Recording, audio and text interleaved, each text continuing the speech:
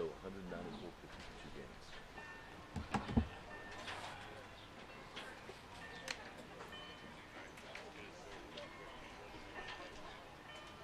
That's wild.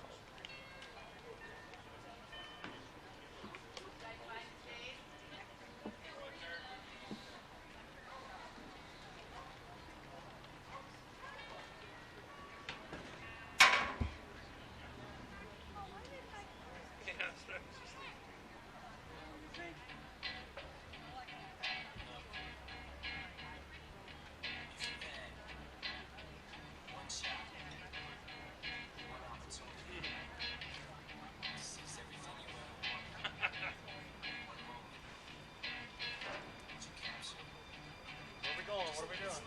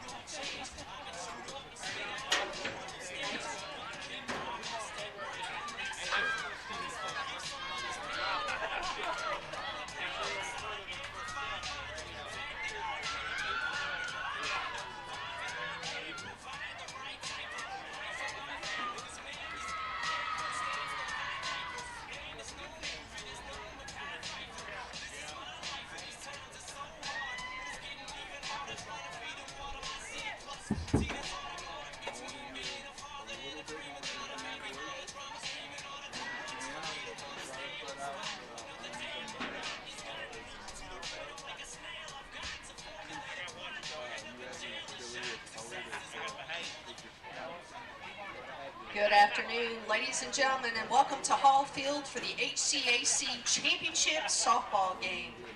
Today's game features the Mount St. Joseph Lions against the Transylvania Pioneers. And now, let's meet today's lineups for game between the Lions and the Pioneers. First baseman, number 9, Casey Fincham. The center fielder, number 7, Emily McDonald. And the first baseman in the flex position, number 35, Rachel Gabbard. Assistant coaches for the Lions, Dee Moores, Erin Lind, Katie Homer. And the head coach is Beth Goderisk. And now, let's meet the starting lineup for the Transylvania Pioneers. Third baseman, number 32, Abby Frazier. Right fielder, number 15, Katie News. Catcher, number 3, Annie Shuck. A center fielder, number 29, Taylor Center. A left fielder, number 18, Stella Walker. First baseman, number 14, Carson Murray. DP, number 1, Hadley Carter. Second baseman, number 8, Emily Teal. Shortstop, number 6, Ryan Thorpe. And the pitcher, number 21, Carly Jeter. Assistant coaches for the Pioneers are Natalie Hernandez and Katie Weaver. The head coach for the Pioneers is Sean Henderson.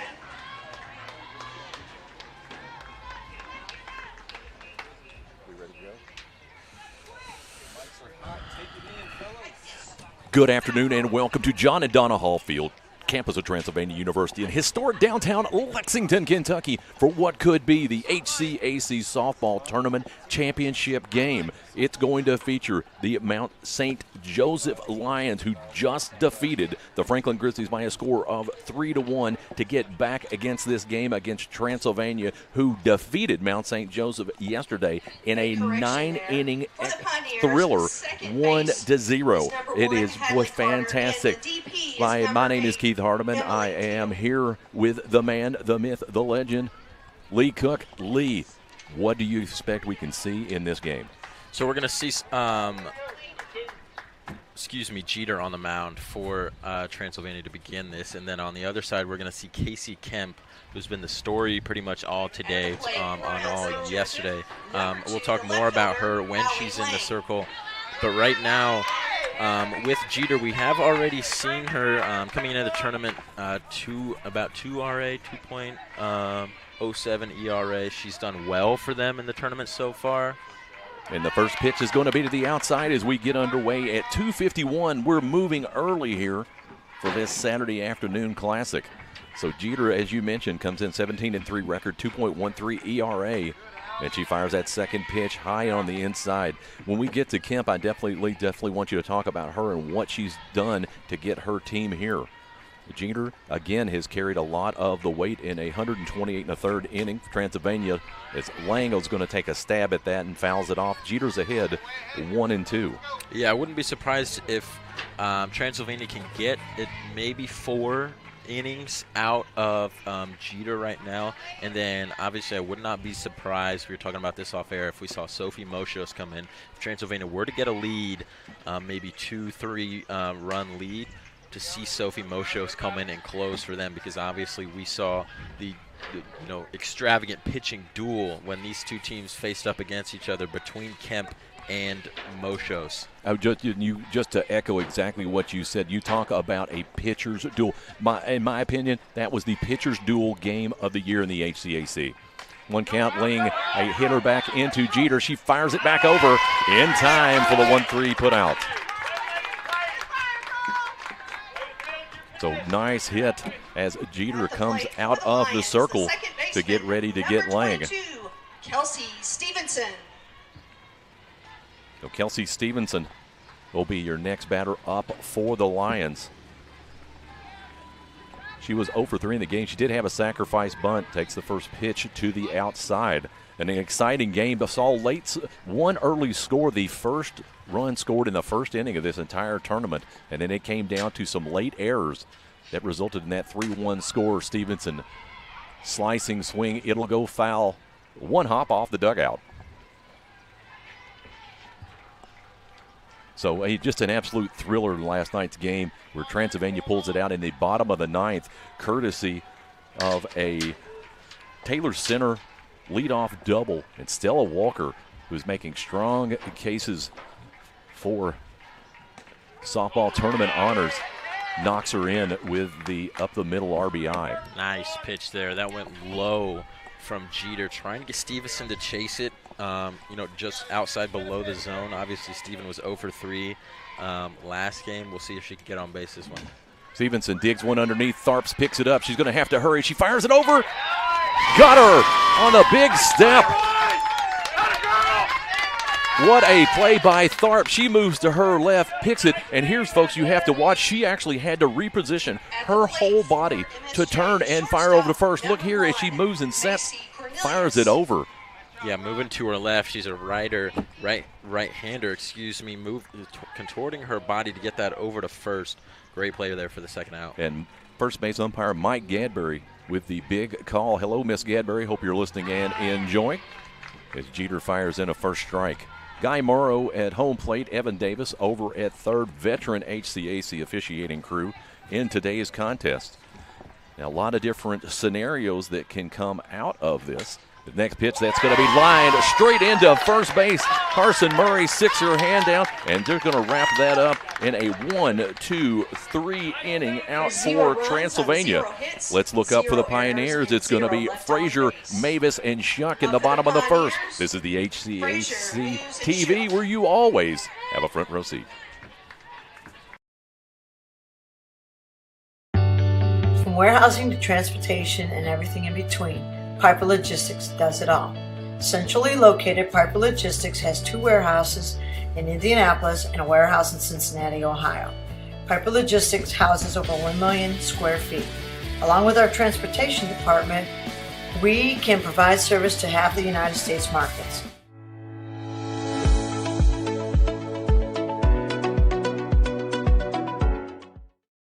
We encourage you to subscribe to our YouTube channel, IndianaSRN. Hit the bell to get notifications for upcoming games and more. Watch as many games as you want, as many times as you want.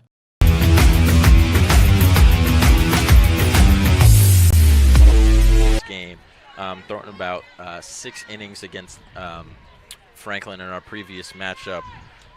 But, you know, she's starting today.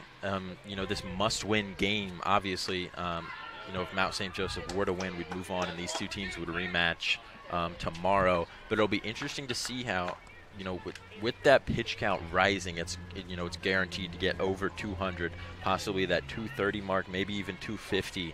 That's a lot of pitches thrown in a short time span, and I would not be surprised here if these hitters for Transylvania were to come out swinging and, you know, attack that tiredness. Abby Frazier leading it off for the Pioneers, fouled that first bunt attempt back. And you talk about a great segue into hitters. Leading in the HCAC in batting average is Stella Walker, Annie Shuck, Abby Frazier in the 4th spot with a 406 average. So it goes Walker 437, Shuck 423, Frazier in the 4th spot 406, and Taylor Center in the 7th spot with a 393 average. Yeah, that's not to be outdone, guess who's at number 8 in the HCAC batting average? Casey Kemp with a 380. So not only can she do it in the circle, she does it at the plate. But she's got a 1.08 ERA in 149 innings pitched. Yeah, on the other side, you know, last game she had 2 RBIs. I know. She is just an all-around softball player. As she fires that second one in, evens up the count for Abby Frazier at 2-2. It'd be important for the Lions to get this first out and set the tone, said we can trade this back and forth. And it goes high and away for the first full count of the game. I was going to say she's been throwing that, you know, rise ball a lot. You know, she used it to get the final out last game against Transylvania. And she's going back to it today, but, you know, I wouldn't be surprised, you know, these Transylvania hitters, they might start to chase it. Frazier's going to drop one in the gap. It'll drop out in front of McDonald, and McDonald, who his play in center field has been outstanding, probably cuts off what should have been a double down to a long single, but Transylvania gets their first batter out in the base. Take a look at the Transylvania lineup. Frazier, Mavis, Shuck, center. All big sticks, and you're going to follow that up with Walker, Mary Teal, Carter, and Tharp to close out the lineup. A very potent and powerful Transylvania offense. You can see why they are ranked number 20 in the last HFCA poll nationally. I got quiet in here a second. Mavis is going to drop down the sack bunt. Can they get it back over in time? And they came. Rachel Gabbard hustles off her position at first base and gets it back to Kelsey Stevenson coming over to cover second. But that moves the runner over for Transylvania on the sack bunt. There's a defensive lineup for Mount St. Joseph. We're talking about McDonald, who's moved over to right field, and Lang in left field. Great outfielders for Kemp. They've been helping her out a lot, even with hitters of. So we'll wait on this next pitch. We'll look it in as Shuck takes the first one. Wants to get a good lick. They want to go back through. Even though these teams just played yesterday, they're going to want to go back and see how the pitchers are reacting. Shuck with a 4.23 average. Will work with a runner, Frazier, on second. Watches the next count go underneath their knees for a 1 ball, 1 strike. Lee, what's the best here? Do you let her hit away, or do you want her to hit for precision to go ahead and drive in this run and get a run on the board? I think right now, first time through the order, you look and see how Kemp's doing with that pitch count that's now over 200. I think you judge, you're a little bit more disciplined in the bottom of the first time through, and then I think once you hit that second time through with these hitters and Shuck, Walker, Frazier in center, and even Murray, go ahead and give them the green light to go ahead and swing away. Great observation, and that's what we're going to see how that plans out. That pitch just missing the mark here to even the count at 2 balls, 2 strikes. Folks, we have a great crowd here tonight. A lot of the Mount St. Joseph family, friends, student athletes, fans here. Franklin has stuck around. Transylvania here hosting. As Shuck will foul this one back off. But I'm really concerned at this point. Where are all our bark in the parks? It's gotten hot outside. It is. We're going to make sure that we can get them some water, a little relief here. But it has been a great tournament. It's been hosted here by Transylvania. This field, John and Donna Hall Field, we'll talk more about that later at the corner of West 3rd and Limestone. Shuck gets underneath that. She's going to drive that back deep. McDonald's going to get underneath it, and let's go. Frazier is going to go into third, and she'll come in standing up as they advance the runner on the long fly ball. I'll tell you what, McDonald, we talked about this earlier. Her play in center field for Mount St. Joseph has been exemplary, including that I'm surprised it was not a Sports Center top 10 diving grab in that Transylvania game yesterday. Yeah, with Shuck being your best hitter, I mean, up there with Stella Walker, a sac fly is not the worst option right now, especially in the bottom of the first. This one could be coming right towards us here. Taylor center would pop one back in the stands, keeping the fans on their toes. And, of course, center yesterday with that in the bottom of the ninth, that lead-off stand-up double came around to score. And what is a great and exciting game here. Yeah, a 0-0 game until the ninth, like you said. So 0-1 the count. And it drifts up. Big eye. Of course, John and Donna Hallfield, we talked about in downtown historic Lexington at the edge of Transylvania's campus, the corner of West 3rd and Limestone, longtime beneficiary, former CEO of Ashland Oil, John Hall, and his wife Donna is big philanthropist in the area, help with this field. And that bounces back foul.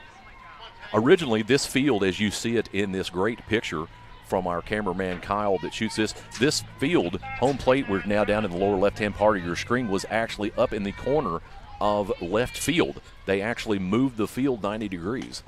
Let's be number in off the hands. Fincham's going to get up and call that one. And timely base hitting stops that Transylvania run as they strand a runner on third with the pop-out. It's going to be Keller, Kemp, and Kennedy up for the Lions, top of the second. HCAC TV, where you always have a front row seat. Keller, Kemp, and Kennedy.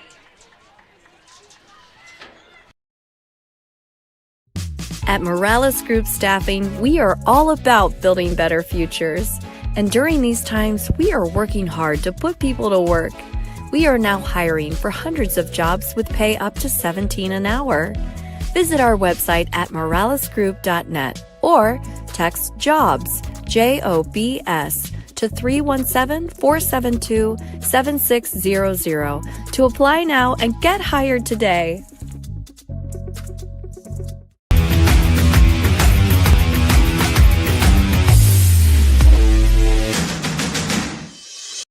We encourage you to follow us on Twitter at IndianaSRN. Find upcoming games, video highlights, and much more. Follow us now at IndianaSRN.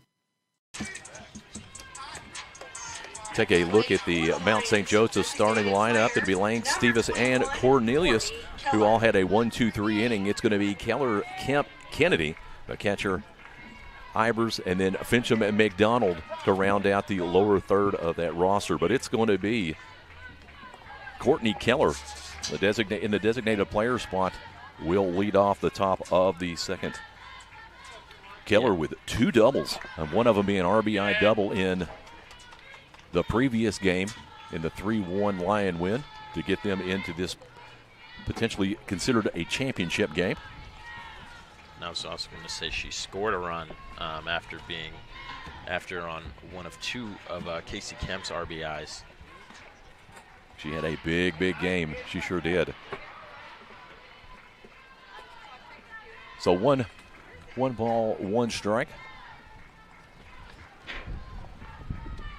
What in the pitch? Wind picking up just a little bit. Swing and a miss. Jeter puts the fastball past Keller. Wind's blowing out to right, about 8 miles an hour, which is east as you're lined up in the position of the field.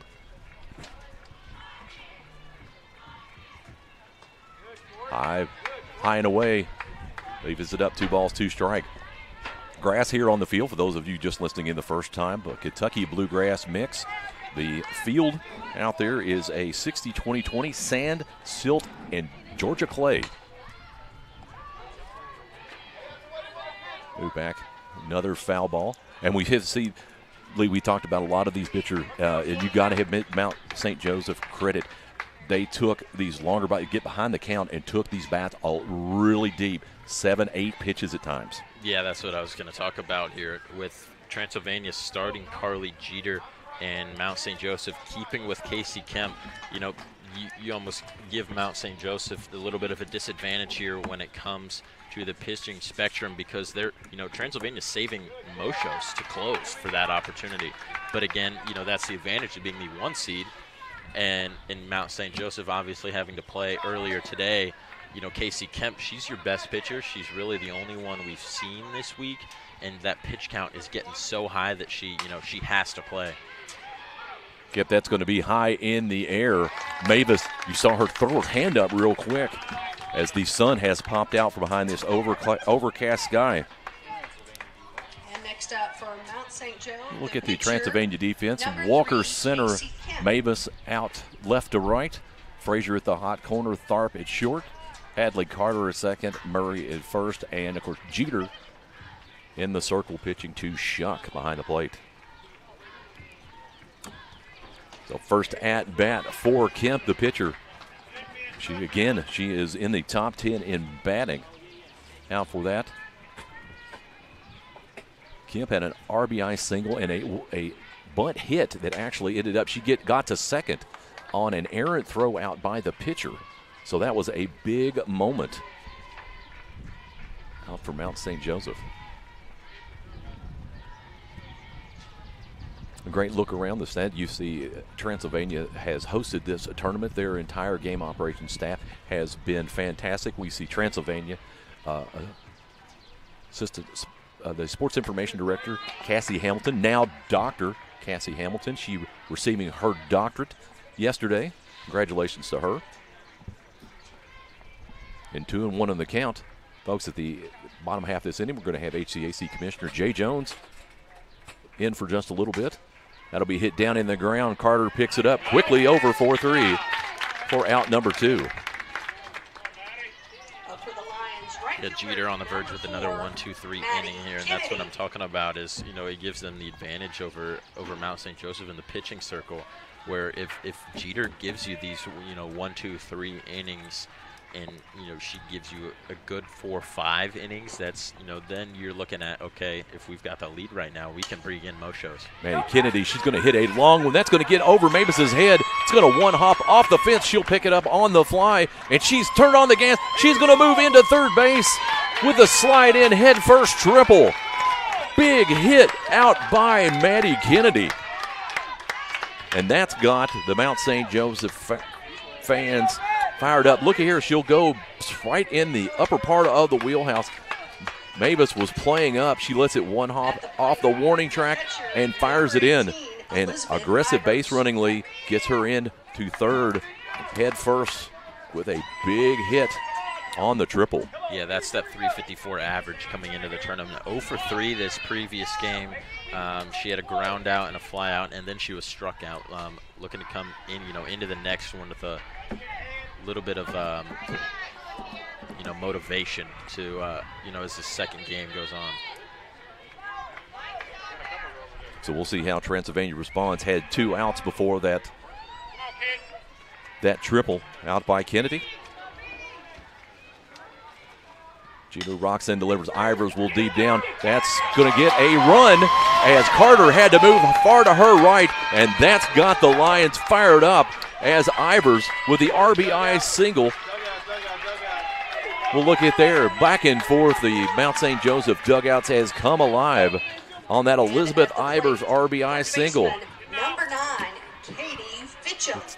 Hey, look at that as Carter, she had to come a long way from where she was at second base to even get her glove on that. Yeah, that's an early run against this fresh pitcher for Mount St. Joseph.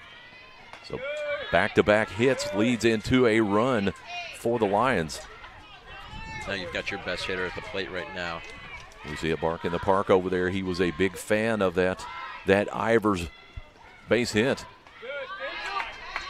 As Jeter behind the count, 2-0. You know, if Trancy falls down early into it, you know, you're down 1 right now. As you see Shucks going out there to talk to Jeter, you know, we could see Moshos a lot earlier than we expected. We'll see how Jeter's responds.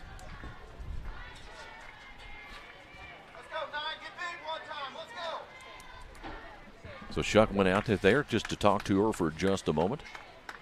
Have a quick discussion.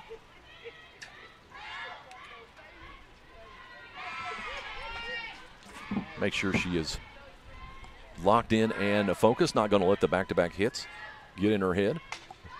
As quickly that will be Fincham will fly that one back. Fincham in the previous game ended up getting 2 at-bats in that 3-1 win. Both of them were pops out to short.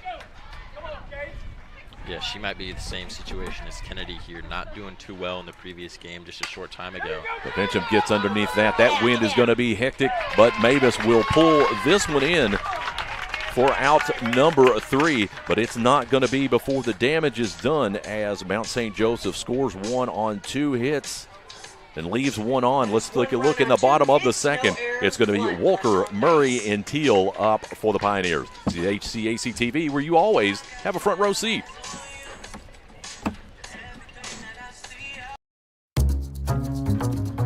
We really focus on modern application development, DevOps, so automating the whole process of delivering your solution, and cloud architecture. It's very important for mid to large companies to have cloud partners because you can't possibly have all the talent you need to address the complex ecosystem of the cloud. We advise them on all parts of their business. And then when things are defined and we see a clear goal, Clean Slate also then goes and does the work. We have a team that is very passionate about what they do. We love to solve complex problems, and there's a lot of companies out there that will avoid, getting involved in those things, and I think that's why clients like to work with us.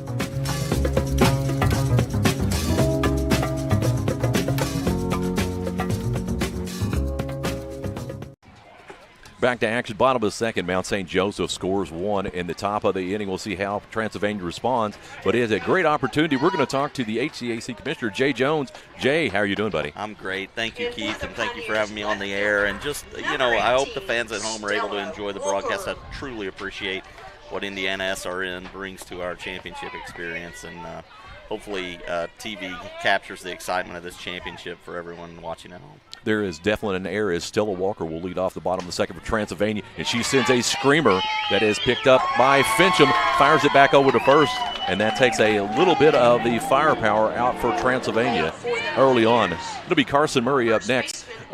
Jay, can we talk about what we've talked about another challenging year, and yesterday we talked a little bit about COVID coming to a close. Yeah. What does the future of the HCAC look like? We're evaluating potentially a couple of schools right now, maybe expanding our membership a little bit. We're not quite certain about that. Our presidents will have a vote on that in the near future. Other than that, we want to make sure that we stabilize as much as we can. It's going to be an interesting few years in just higher education in general, and we think we're really well positioned and trying to get ourselves even more so. So we'll see how that looks, but exciting. And you know, one of the things I'm really excited about, Keith, and softball is a great example. Lots of young talent in the league. The middle of the pack in most of our sports is coming up quickly, as you saw with Franklin this morning. It is definitely changed the landscape. Carson Murray, again, back-to-back put-outs at Fincham at third. And we talk about this. Just kind of give us your state of the HCAC. This has been a big year for the conference. Yeah, it really has. Besides the obvious Transylvania women's basketball team brings home a national title in a year when the title games were played with Divisions 1 and 2, so a lot of really, really positive publicity there. And what that means is that our other sports get some respect that they've probably been due all along, but it certainly helps when you have any team in any sport go forward. So that's a real positive. As I said, just really excited about our positioning as we look ahead in the years to come, and a lot of newer post-COVID coaches in the league that are really doing a nice job for us, and all that means is that everybody rises up a little bit. So I'm really excited about that. Emily Teal behind the count 1 and 2.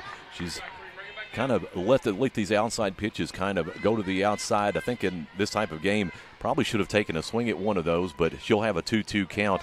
So let's talk about this as we're also wrapping up the success of all these student athletes in the classroom. Yeah, and Teal just bringing it down. So, I think she took a bad swing at a bad pitch, and that's going to end up wrapping up that inning. Jay, can you stick around for the top of the third? Yeah. So we will be back as the lines will come up top 3. It's going to be Fincham, McDonald, and Lang. HCAC TV, where you always have front row seat. Burtner Electric Incorporated has been proudly serving our residential and commercial customers with quality electrical repair for over 33 years. We are fully licensed and insured in electrical wiring and electrician service packages. You'll receive a competitive assessment, whether you're a homeowner or a business owner, first-time or long-time customer. We offer free estimates for any new project. Call our licensed and experienced electricians today.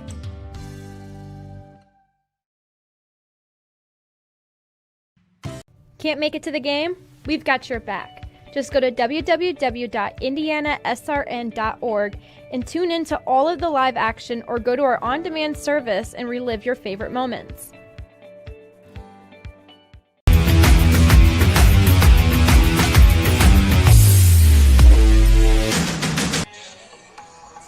And we're back action here. Top of 3, Mount St. Joseph scoring 1 run, top of the second for a 1-0 lead. We're here with HCAC Commissioner Jay Jones, and we were talking about the success of the student athletes this year. Yeah. Managing their course load and sports. And I know you've gotten a lot of positive feedback. Maybe you can tell us some of the good feedback that you've heard about these student athletes. Yeah, I think one of the things we really take pride in Division III is being students first, and that's reflected in a lot of different policies that come together in terms of missed class time and those types of things. You balance that with what do you do with tournaments? For instance, this softball tournament, we added a 6th team, and for so many years we weren't doing that. But what COVID showed us is 2 things. One, student athletes are a lot more resilient in the classroom when they have these activities to go with, and their GPAs come up during the season. And the other is just they like to be a part of their team and their community. So we've been it's a careful balance, but ultimately their success as students has been able to enhance their experience as athletes, and so I think that's a really nice job by all the administrators and presidents in our league at saying, hey, look, we know they can do it. They've shown us that time and again, so let's reward them. So leading off the inning, that's going to be Emily McDonald. She takes the first pitch pick back. As we talk about as this academic year comes to a close and those seniors move on, what is the best words of advice from the commissioner for an incoming student athlete? Take that thing. Mavis gets underneath of it quickly. I think one thing for certain is just learn to lean on your upperclassmen teammates and ask, what it takes to be successful at the college level and balance all the various things that are being thrown at you. I think most student athletes that come into Division III are surprised by the high level of competition, and suddenly they go from being the top dog on their high school team to, you know, maybe sitting on the bench for the first year or whatever, and they can't get discouraged by that. You have to stay after it, and their teammates will help them do that. So absolutely, there is different a different level view that people may have an idea of what they think might happen. It's just going to be high school extended, and the fact is it's nothing like that at all. That all these coaches and administrators really bear down and say, hey, school, and then we'll do some athletic stuff after it.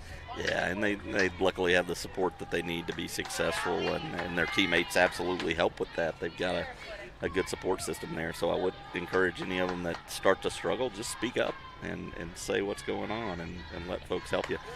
I will say this, you're not a Division III coach or administrator or anything else in the Division III level. You're wearing multiple hats, doing multiple things, and you're doing it because you love these students and you really want to serve them best. And so students learn that quickly, and they know they can trust us all as administrators and coaches to help them out.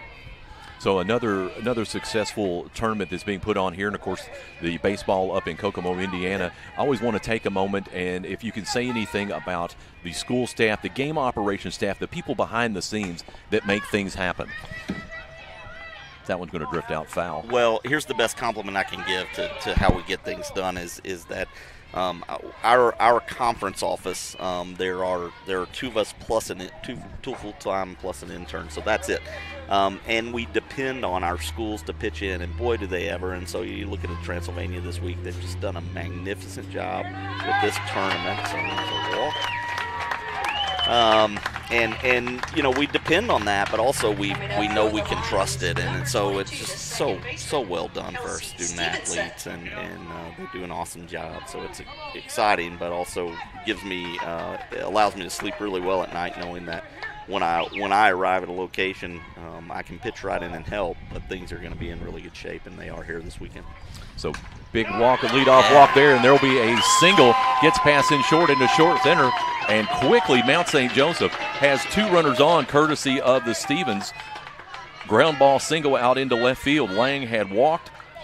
Is Mount St. Joseph in a position to do some more damage here? Yeah, and it's fascinating. I told someone between games we'll know most of what we need to know by the end of the third inning. What I know is we're going to have a heck of a ball game all afternoon here, because if you're playing back-to-back like MSJ is, they're more warmed up, more game ready in a lot of ways, but also are you too tired? Obviously they're full of energy and they're doing really well here early, and so Transy not able to capitalize yet, but Transy's getting warmed up, and so we'll see how this goes. Absolutely, and of course that game between these two teams last night went 9 innings, and probably one of the best pitched game I think that has gone on in the HCAC this year.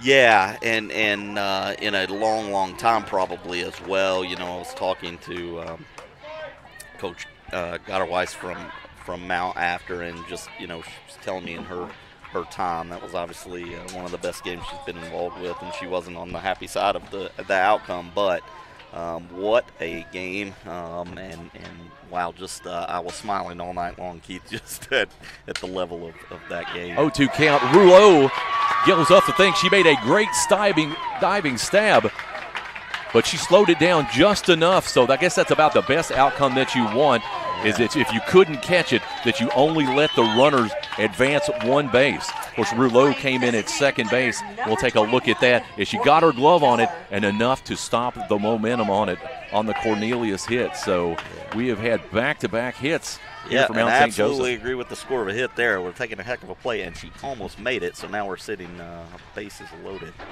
So this will be Courtney Keller. He's going to hit a comebacker. That's going to get up the middle. That's going to get one for sure, and they're going to hold everybody up. So RBI single to Courtney Keller, and Mount St. Joseph now has 2 runs up on the board. They sure do. 3 straight hits for the Lions. We'll have to wonder if Coach Henderson is going to come out and talk to his team. It looks like it's so. We'll see what happens, and perhaps we're going to get a pitching change early on. We might. You know, 1 out, bases loaded, and the Lions really dialed in right now. They have hit just playing small ball just enough to advance the runners up and what they are needing to do what they have. So we'll keep it right here while we continue to go. So we talked about the student athletes, the future of the HCAC. What's in the future for you? So the spring is always just a load of championships for us. We do have, as I said, some membership discussions going on, so some important spring meetings here to come up and coming up to conclude our spring. And I'm pretty tired, Keith, but I'll rest for a couple weeks and we'll get back to work and start on next year and try to put us in the best positions we can.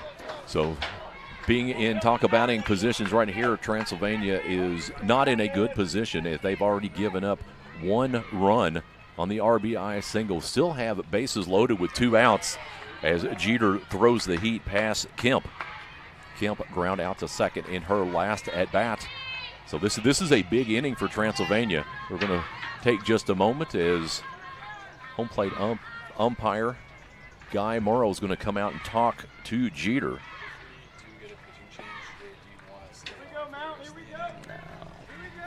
See if maybe it looks like she was rubbing her eye with maybe a little dirt up in her eye here. So we'll take a quick break. Coach Hendrickson's going to come out and talk to her just for a moment. I think, again, she looks like she was rubbing, and maybe when she moved on one of those plays had gotten some dirt up in her mask, and that's going to be it for her as Sophie Moshos will come in and take over pitching duties.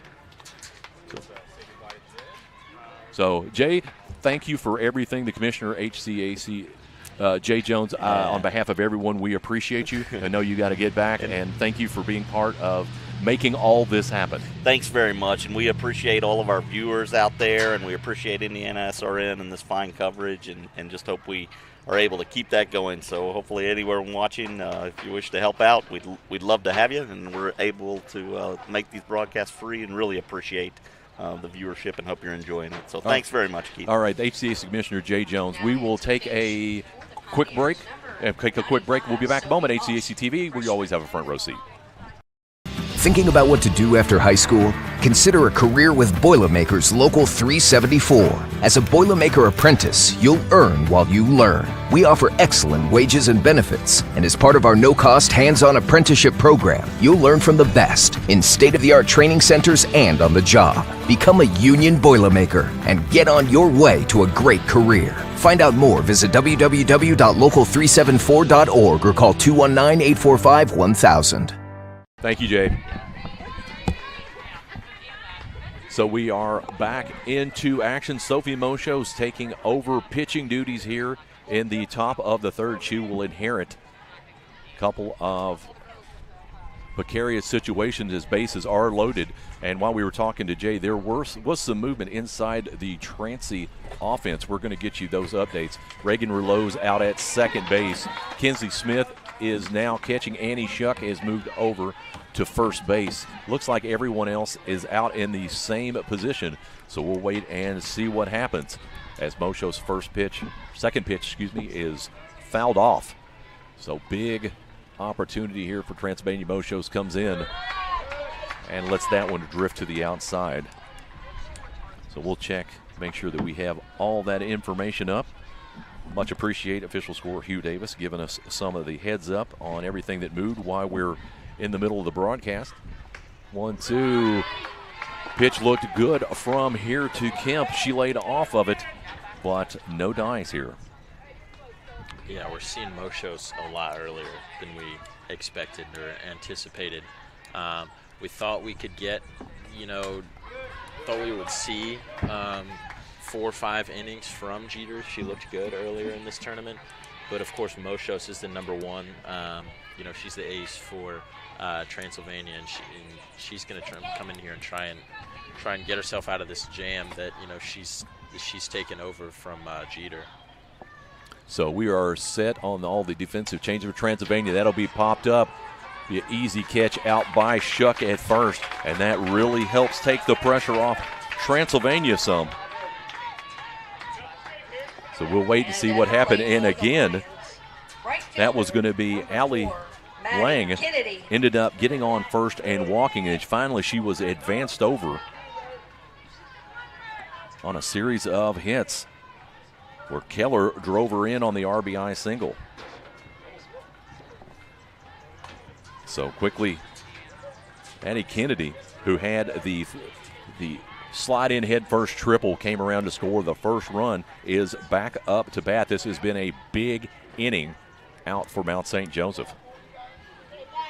Lots of softball left to play, so we'll see what happens as back-to-back fouled-off pitches for Kennedy, and Moshos gets ahead of this batter. Yeah, this is exactly what you want from Moshos. Obviously, getting the fly out on her first face batter in this inning, and then, their foul balls, she's making contact, but, get herself ahead in this count 0-2.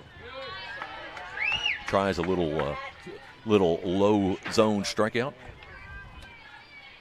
So it'll be quite interesting here. So Jeter ended up going 43, 2 1/3, 43 pitches, 5 hits, and 2 runs. So we'll see what goes on, happens here. That was low, but not going to catch the mark. So what was 0-2 is now 2-2. We'll wait till this inning closes up before we close the books on Jeter. It's 2 balls, 2 strikes. Bases juiced. And Kennedy holds on to this at-bat. It's a very dangerous situation. Moshos 4th in the HCAC, 2.26 ERA. Crowd urging on. Foul ball. As batter Kennedy kind of laughing a little bit. Stevenson was already on her way home. She was ready to go. Ready to go as quickly as possible. So the 29th appearance for Moshos this season. Kennedy slides that one up as that's going to get pushed back. Can it be caught at the fence? And it does at the warning track. Mavis pulls that in, but saves 3 runs in what has been a huge big inning, as the Lions are going to get 1 run, 3 hits, no errors, 3 left on. So let's see what the Pioneers can do. The bottom of the third, it's going to be Rouleau, Tharp, and Frazier, the HCAC TV, where you always have a front row seat.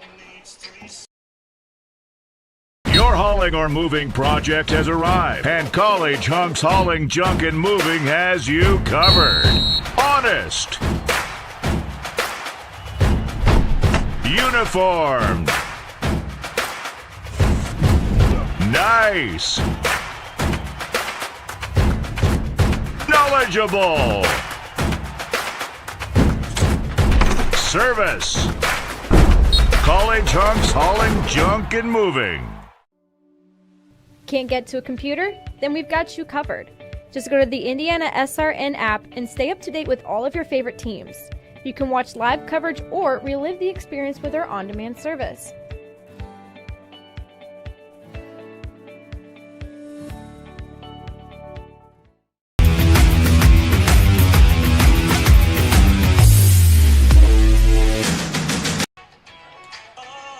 So we were back out, big inning in for the Lions as they played a run, but Sophie Moshos came in to take over pitching duties and stopped what was a bases full with only 1 out situation. So as we mentioned, we had a lot of substitution. Kinsey Smith coming in as we get everyone set. Here we're getting ready for the bottom of the 3rd inning.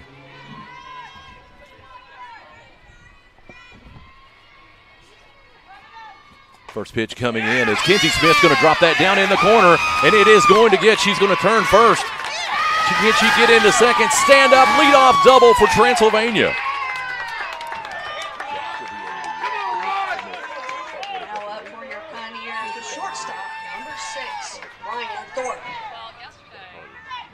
So Smith with the stand-up leadoff double right out of the gate, really firing up the hometown crowd of Pioneer faithful. So that'll be the 9-hole hitter, Ryan Tharp, in her first at bat. We'll wait and see what happens. Smith poised to go at second base. And Tharp takes a good cut at it, and it goes back.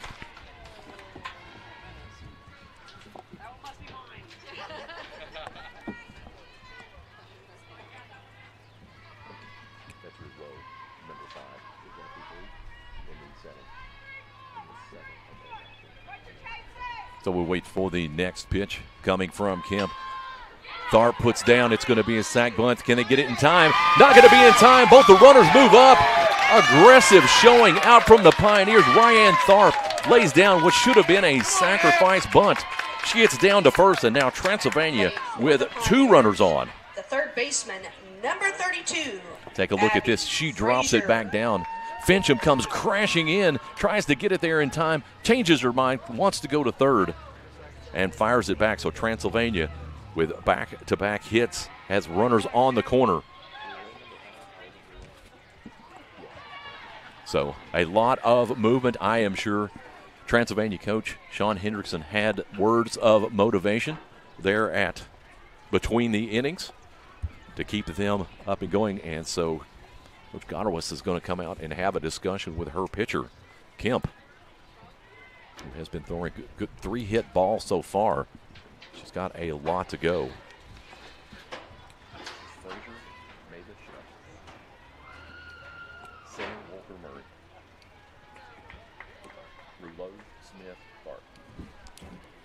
So they'll go back out of the medium. The heat is picked up a little bit here as the humidity has gone up just a little bit. Sun has come out. 81 degrees, partly cloudy. Moving around, wind moving around by the backstop has died out in the outfield. We're lucky that last out didn't carry out over Mavis. So Abby Frazier gets underneath that one, drives that one foul. That was a big shot. Yeah, it'll be interesting to see here how long we see Kemp for. We could possibly see Courtney Keller come in, but it'll just be interesting to see how long she stays in. You know, you switch up the order on her, and she's facing new batters. It'll be interesting to see on that note to see if Transylvania managed to get a couple runs back. If they make that switch, she gets out of here without any runs. They see if her arm holds up, they'll keep her going. So she'll check the left arm pitch chart. Frazier here, they say she's going to pop this one up. Got underneath of it on the hands, and Cornelius calls the easy pop fly at shortstop for the first out. Now up to the plate for the Pioneers with 1 out, right fielder, number Katie 15, Mavis. Katie Mavis. She had the sac bunt that moved over Frazier where she stalled out at third in the bottom of the first. So big opportunity for her with runners at the corner. Transylvania doesn't have to get them all the runs here, but it would be nice to chip away till they get we're in a better position where they are. Yeah, 1 gone, runners on the corners. Pretty much any base hit up the middle is going to score Smith from third. Ball under the knees for ball 1.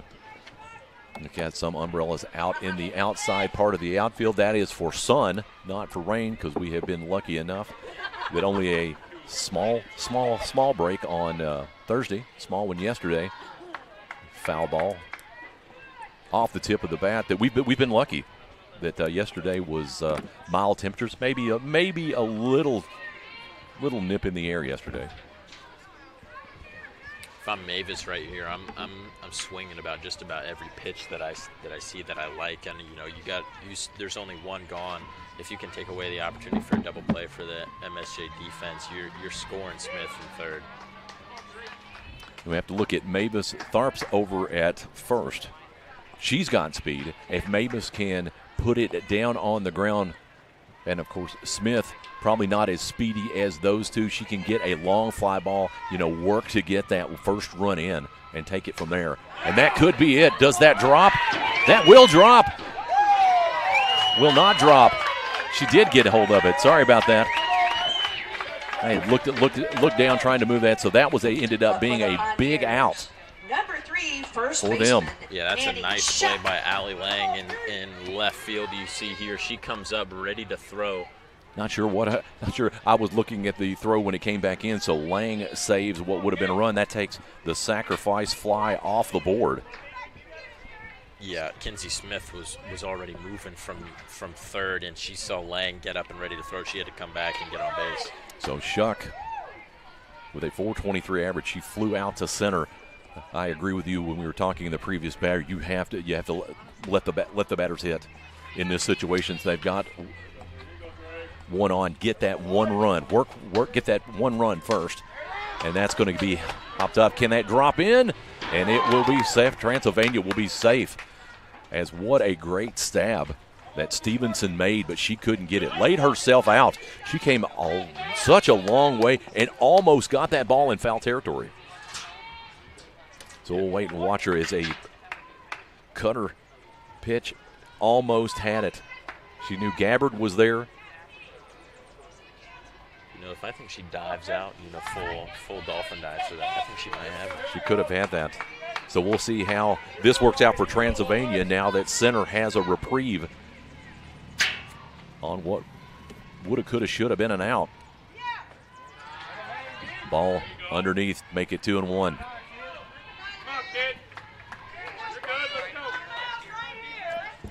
Fans up in the stands, the Pioneer faithful really wanting a run here.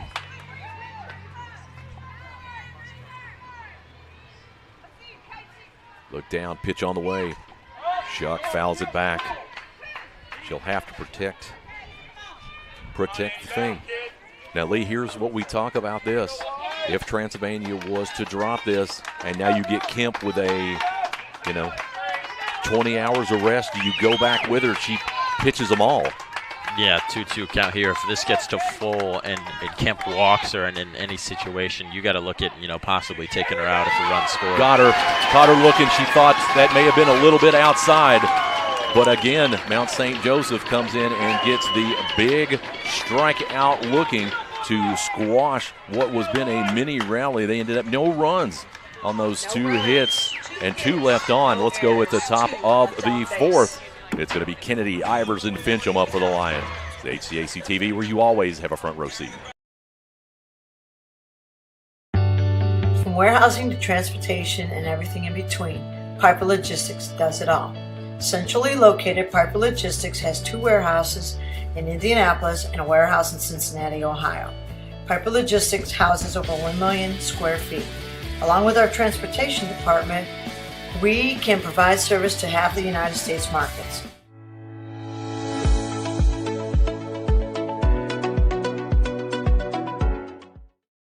We encourage you to subscribe to our YouTube channel, IndianaSRN. Hit the bell to get notifications for upcoming games and more. Watch as many games as you want, as many times as you want.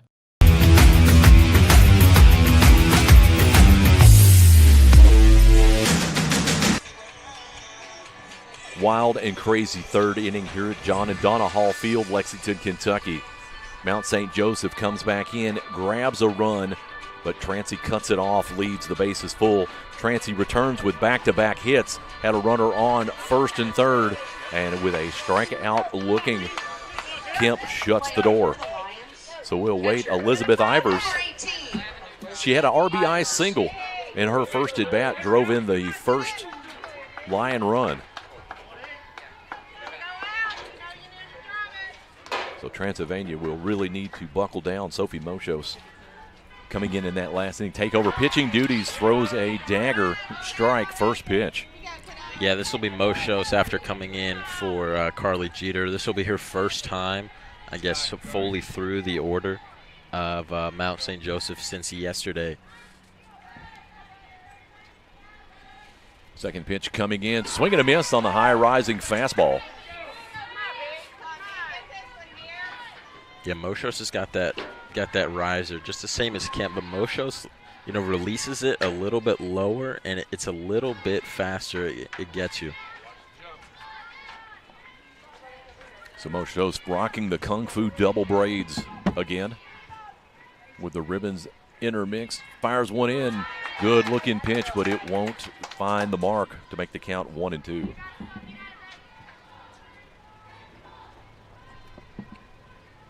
So we'll look around. Some of the Pioneer crowd a little bit more quiet here. John the way, Ivers reaches out, guarding the plate. So the big story as we look at both teams, how did they get there? Transylvania defeated Manchester on Thursday 11-4, and then defeated Mount St. Joe yesterday in that 9-inning thriller. 5-12. Mount St. Joseph had taken the lower bracket route. Ivers, big strikeout by Moshos. Her first of the game. She had 8 in last night's 9-inning win. Number 9, Casey Fincham will be up next. Mount St. Joe defeated Franklin 2-1. A low-scoring game on Thursday. Lost to Transy last night in 9, 1-0, and then just defeated Franklin 3-1 in this earlier game. That's going to drop in the gray area. Can they make a play at first? No, they'll let her go. And Mount St. Joseph off with another hit, and they'll have a runner on as Fincham single right behind the first baseman. Up for the Lions, the center fielder, number 7, Emily McDonald. Emily McDonald will be ready. She looks down and gets us a little instructions. They'll work with a runner on and 1 out. Swing and a miss, off-speed pitch. Moshos looks to be in the same form than we closed out last night, Lee.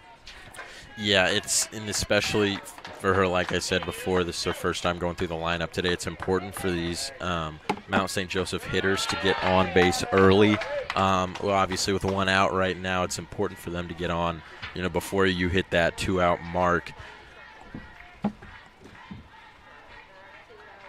So 1's across the board. Pitch just a bit outside. Makes it 2-1. We'll look at our officiating crew again. Guy Morrow behind the plate. Mike Gadberry at first and Evan Davis out at third. Veteran crew here. And that'll be foul back. McDonald hangs on. Big game coming up. Again, Mount St. Joseph wins this game. There will be a deciding game tomorrow at noon. We'll have that broadcast here. Transylvania comes back and wins this one. That will wrap that up. What's on the line is an automatic bid to the NCAA playoffs. Third full count of the day, first for Moshos. Big pitch coming up here.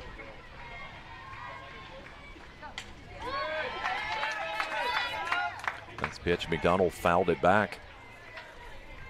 Yeah, that previous pitch to make it a full count. A lot of the Transy fans weren't happy with that call. It looks like Moshos painted that inside lower corner near McDonald. See if she goes with the rise ball here. Pitch on the way. It's going to get out underneath that. Let's see who's going to call that. Mavis will run up and grab it in right field. Her and Rouleau share a smile at each other as Mavis called her off at the last second. A big second out coming up. Left fielder, number 2, Allie Lang. Top of the Lion lineup. Lang has ground out, reached on a walk, came around to score the second Lion run in that big third inning. It's big in the respect that they only scored 1 run but had a lot of hit and activity. Ran the Transylvania pitcher back to the dugout.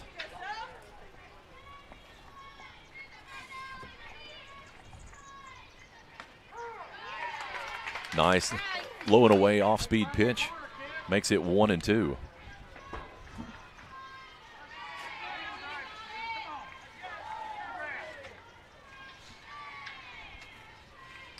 It's coming, swing and a miss. Another off-speed pitch. Seen a lot of that now coming back, Lee. That they're expecting. Yeah, Moshos is a little warmer than Jeter was. Obviously she had that last night. That goes over our heads here. I was ready. But obviously, all of these hitters faced Moshos several times in that 9-inning thriller we had last night. So they know what is coming from Moshos, but Moshos is a great pitcher. Got her. Strikes her out right there. Got her in on the outside, and that will end that inning on the Moshos strikeout as Lane goes down looking. Let's look up for the Pioneers. It's going to be center, Walker, and Murray. It's HCAC TV, where you always have a front row seat.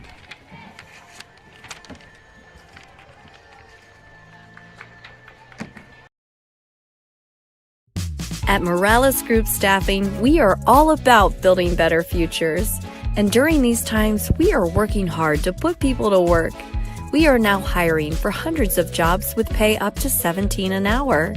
Visit our website at moralesgroup.net or text JOBS, JOBS, to 317-472-7600 to apply now and get hired today.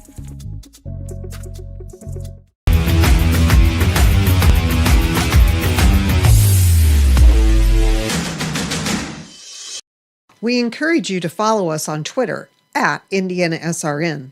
Find upcoming games, video highlights, and much more. Follow us now at IndianaSRN. Welcome back. Bottom of the fourth here. John and Donna Hall Field, Lexington, Kentucky, HCAC softball tournament. We were talking about off-air lead into this. This is the fourth time these teams have met this year. They have a long history before this.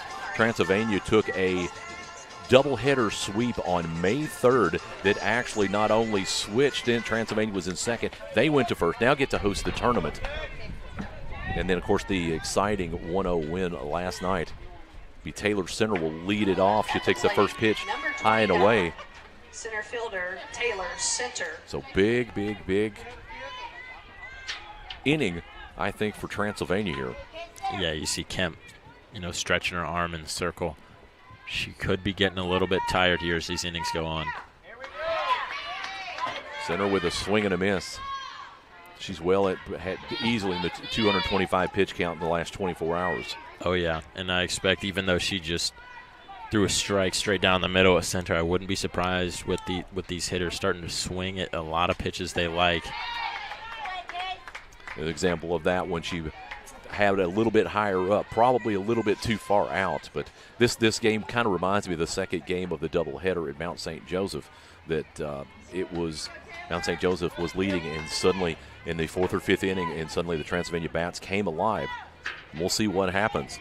Of course, center in the bottom of the ninth had that stand-up double. She's going to poke the bat out. Can that drop in? And that does. It does not. Excuse me. As that'll be another out in left field that Lang chases down. Left fielder, number 18. Yeah, Lang's been doing a nice job. These hitters are getting they're getting hits off of Kemp, but they're going to the outfield. They're going to these infielders, and these defensive players are helping Kemp out a lot. So Lang, she has got speed, and McDonald's in center. That makes them a very potent outfield combination. So we'll see what Walker can do as she hits that one in off the handle for a foul ball. Walker with that big 3-run shot against Manchester on Thursday really kind of broke that game wide open. Walker with the RBI single last night to secure the win for Transylvania. She's going to nub that one in off the handle. Is it going to be a play? Nobody's going to get it as it died in the dirt with a little bit of spin movement, and Transylvania has a runner on. That's surprising from this Mount St. Joseph defense here. At the plate, designated player. So we look at the replay. Look at here. She takes a swing. It just goes in off the handle, and look, it just that dies. Last bounce. Gabbard had come up towards it, and you saw that second or third bounce. It looked like it was rolling right towards Gabbard, and then all of a sudden it's going left, and yeah, she's got to back up to first. This field is dry. It could make any of the smallest bounce. We saw in the previous game where one of the fielders came up and lost her footing just as it continues to dry out as Murray leans in and lets that ball come to the inside. So Walker with one out I'm not going to be surprised to see her go on this pitch.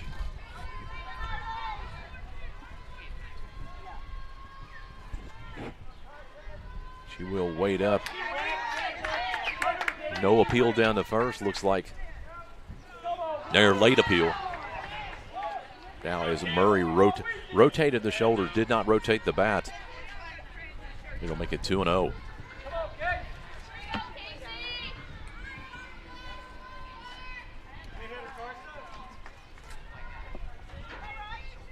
Checks her pitch chart.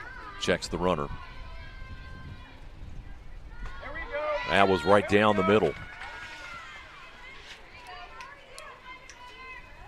Notice a lot of these, the Transylvania batters seem to be wanting to go a little bit further in the count. They're willing to give up that strike instead of swinging. Yeah, they're noticing, you know, what Kemp is doing. She's trying, as she did last game with Franklin, she's trying to get these batters, as she just threw it right there, to reach on that rise ball as it rises above the zone. But Murray's doing a nice job here laying off. She's got herself in a 3-1 count.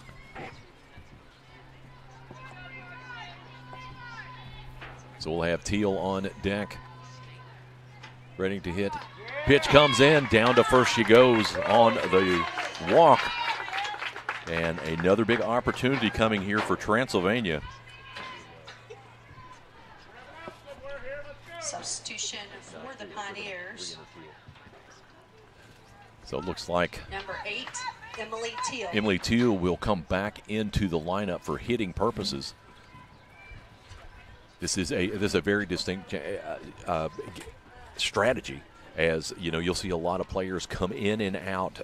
You know, how effectively are you using your pinch runners? If you're getting a lot of these runners out, huge opportunity for Transylvania. Only 4 hits on the day. They have had only 1 point. Frazier went over and Carter went over to third, and they have stalled out. They're just picking up their 4th hit of the day on this game. Yeah, they're switching up the hitters on Kemp, you know, trying to get her a little unsure about, you know, what she's throwing at these hitters. And obviously, you know, we're having a meeting here with the runners and, of course, Teal.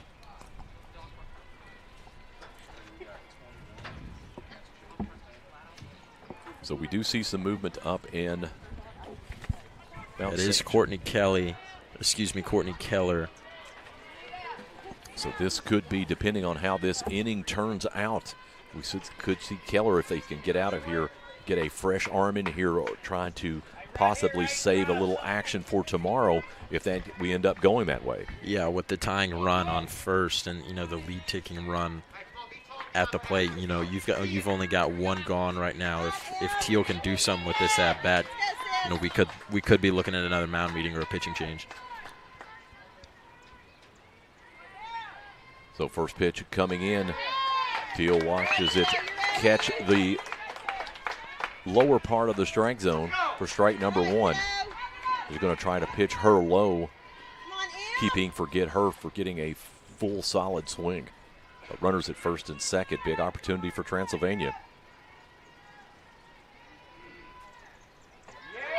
Another one as Teal just lays off that pitch. She's going to try to work that lower part of the frame, has done successfully in those 2 pitches. Yeah, Kemp's doing a nice job here with the fatigue. You know, if she can get herself to 2 outs, she's got a nice opportunity to get out of this inning, you know, with runners stranded on base. Teal wisely lays off that one as it goes in away. Not going to be surprised to see Kemp come in here with a fastball on the hands. But she's got to protect now at 1-2. Teal has had some late season success with some power, having a handful of home runs. Needs to hit for precision in this at bat. She'll keep the bat alive. Goes back in off the backstop.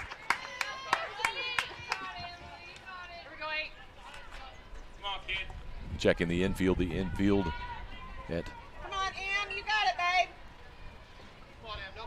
second and short back. The corner's at bag level. Outfielder push back a little bit and low down in the dirt. So we have gone from an 0-2 to 2-2. Critical pitch coming up. I think this is going to be that one into the hands we talked about. You know, if this reaches a full count, we're looking at another bases loaded opportunity. She, you know, we're not at a full count yet, but she's been sitting at this 2 strikes for several pitches, and all this is doing is running up the pitch count. Whether she's getting on base, whether she's hitting it or not, she's running up the pitch count. So 2-2 count. Teal stays alive. Dangerous looking pitches. That went high, and there was that full count pitch we were talking about. All right, you got a battle here. Right here. Let's battle. Come on, win this battle. Let's go. Drive, son, right She's got to protect the plate. All right, kiddo, come on. Battle. Payoff pitch on the way. There she goes. She's going to make contact. Is it going to be caught? And big hit coming up for Emily Teal as it drops in to short left. All the outfield was playing back. And usually, you know, we had seen in the previous innings, Lang had made that catch, but where they had to move back. So that's a big hit as that drops in. Yeah, we've seen Lang make catches right there in that exact spot, but she's laying off, and that just drops right in the grass and shallow left. And now you've got Carter up here Kinsey Smith up here. Opportunity with the bases loaded, only 1 gone here. Big opportunity, first pitch to the outside for strike 1. We saw the Teal go to 0-2 and then stretch that back out. Again, with 1 out, critical. You get a little space underneath of it, send the runner from third, get a run. There is going to be, that's going to stop, drop in. They're going to quickly, it's going to be fumbled. So Transylvania gets 1. On the hit, big opportunity. So they'll get the out at first, but not before they get a run. So home comes Walker, and that'll move both of the runners over to second and third. Now you've got the tying run at third. This is a huge inning here. So Ryan Tharp, she's got a hit on the day already. Takes a nice swing at it, honest softball swing, goes back into the net.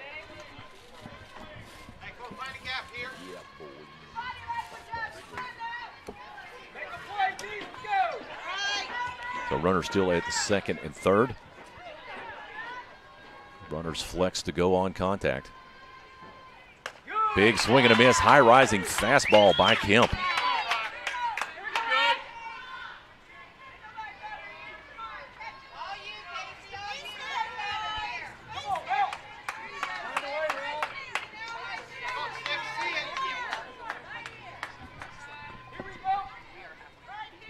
So quickly 0-2 count coming. High gets underneath of it. Tharp ducks down. There's that rise ball from Kemp, and if she can get out of this inning only allowing 1 run, that's huge. You know, with bases loaded situation, only allowing 1 run.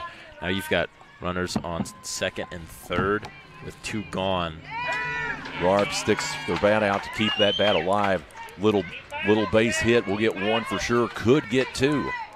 Yeah, and again, these Transylvania batters are running up the pitch count. But again, like I said, if Kemp can get out of here, we might see her for another inning or 2.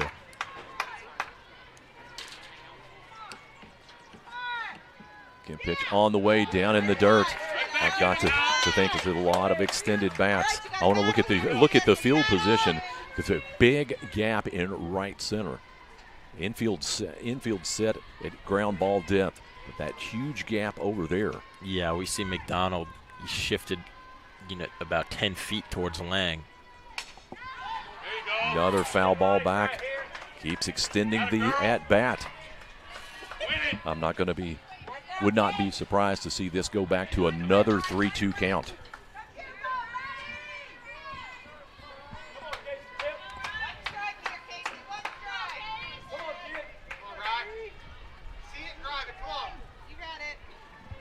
They'll kip out, 2-2 pitch coming.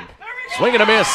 As she will shut down that offense, but not before giving up a run to Transylvania. So that'll be 1 run, couple of hits, And with 2 left on, let's go back to the top of the 5th with a brand new ball game. Stevenson, Cornelius, and Keller. It'll be HCAC TV, where you always have a front row seat. Thinking about what to do after high school? Consider a career with Boilermakers Local 374. As a Boilermaker apprentice, you'll earn while you learn. We offer excellent wages and benefits, and as part of our no-cost hands-on apprenticeship program, you'll learn from the best in state-of-the-art training centers and on the job. Become a union Boilermaker and get on your way to a great career. Find out more, visit www.local374.org or call 219-845-1000. I don't know, man. This is hard.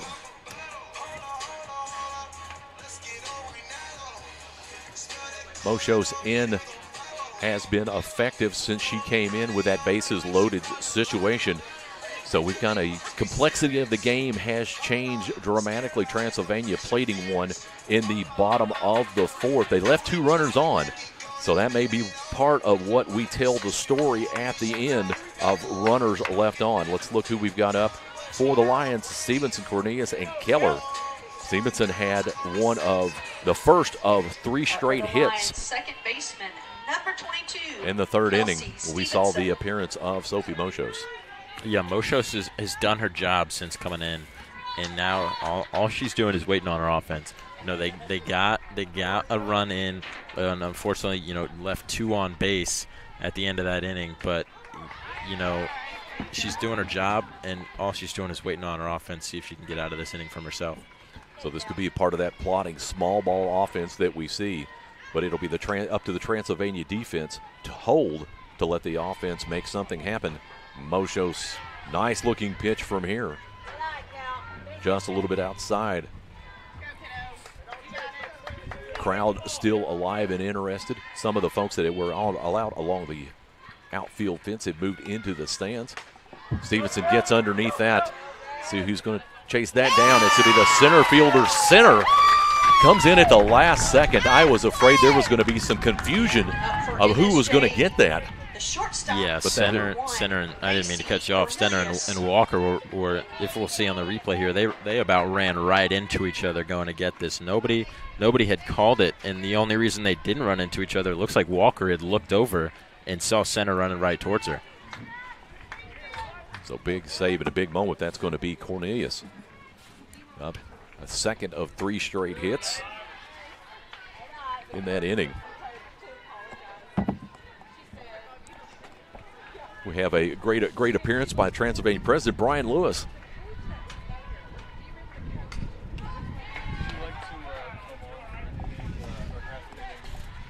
They'll foul that straight back.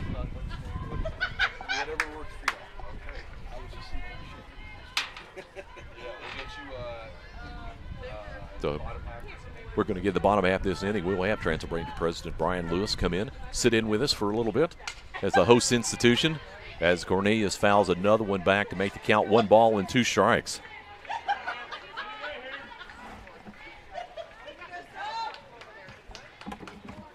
Wait. Cornelius bends down. Checks Moshos. She'll hit that back down, in off the bag at first. Quickly, that is a live ball. A little bit of luck from Cornelius, and she's got 2 straight hits. That ricochets off first base, but that is a live ball, so she will stay at first. You know, we saw that earlier this weekend. We saw a grounder go straight to first and bounce up off the bag. It's the second time this happened. That was a line shot right off the back. You're lucky that one probably didn't take a 90-degree go out of play or back across the field, because everybody's crashing to first base, and then the only person going to second is the runner. So foul ball there. We'll also check in around the top of the 6th, get you some baseball scores. 3 teams left in the HCAC baseball tournament.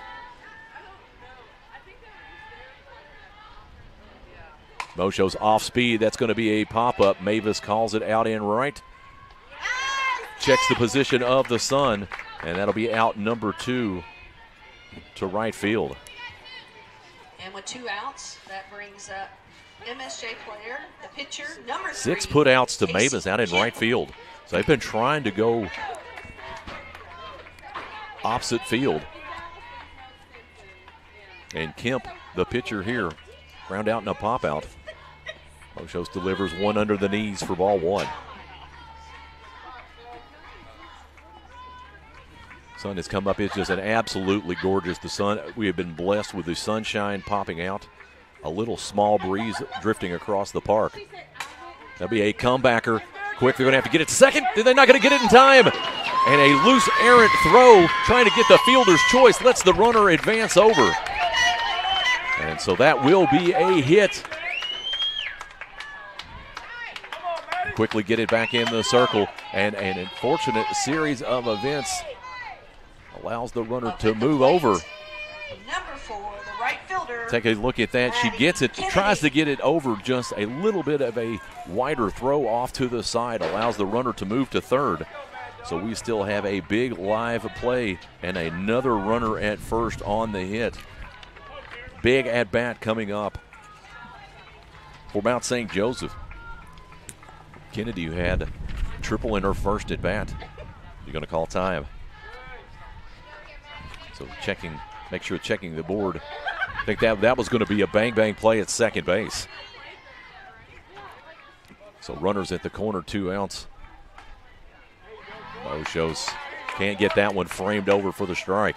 Yeah, Moshos looking to get herself, out of this inning. Both pitchers we're seeing now, Moshos and Kemp, are getting themselves into a little bit of a trouble here. Both seen with runners on corners, runners at second and third, and trying to get themselves out of this inning, each inning that they're in, because this is still a 1-run game. So unusual set of events here in the top of the 5th. We've had a ball that was hit into the bag, lined out, and then a deflective ball that Tharp picked up, tried to do the best she could to try to get that force out at second, and it ends up being deflected in the fray and moves the runner over to third.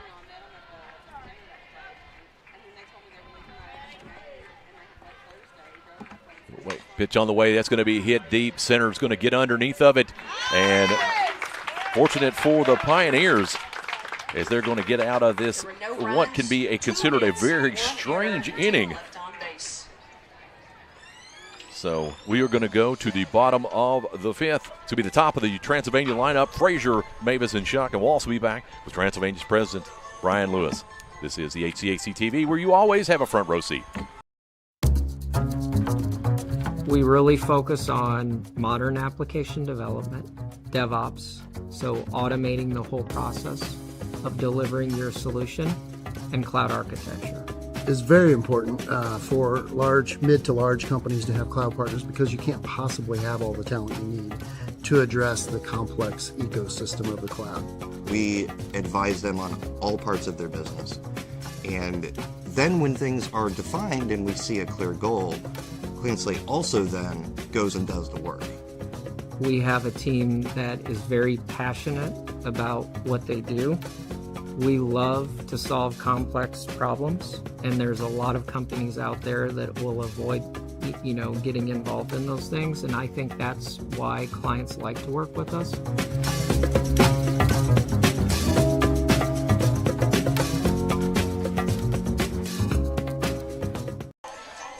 And we're back at John and Donna Hall Field, HCAC softball tournament. We have the privilege to introduce Brian Lewis, the president of Transylvania University, the host institution. President Lewis, how are you, sir?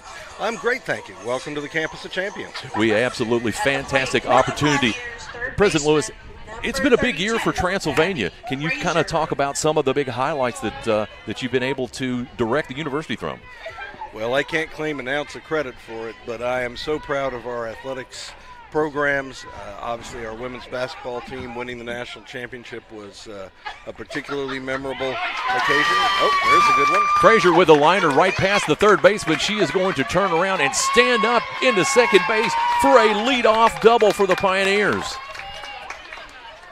You have brought them luck out of the gate. You may never get off this broadcast. Well, whatever it takes, we we're so proud of just the student athletes across the board. I mean, we've had a number of teams win regular season titles and conference championships and make it to the national tournaments, and they just continue to represent us so well in the classroom, on the courts and the fields, and out in the community. We couldn't be prouder of this group of student athletes. So we talked to you a little bit with the HCAC Commissioner Jay Davis, Jay Jones. Jay Davis, someone I work with. Oh, quick pop-up, what's going to happen? And it'll be popped up into the catcher, and that'll be a big first out. It's just a missed opportunity as Mavis pops that up to the catcher. If we were talking about and looking into what has been a big academic year as well, what is on the horizon for Transylvania? Well, it's been, as you say, a really great academic year for us as well. We continue to produce outstanding students who are going on at record rates to medical schools and law schools and graduate programs, and continuing to represent us and their families extremely well there. We recently announced a $25 million grant from the Bingham Trust, which supports outstanding teaching. And that's always been the hallmark of the Transy educational experience is really first-class teaching, and that's what I think prepares our students so well. So next pitch, the first one was fouled off, second one high and away. They have to wonder if Kemp's starting to get tired now. And the part of this is such a great success on the field and off the field, these student athletes. What part does the HCAC play in the university's success?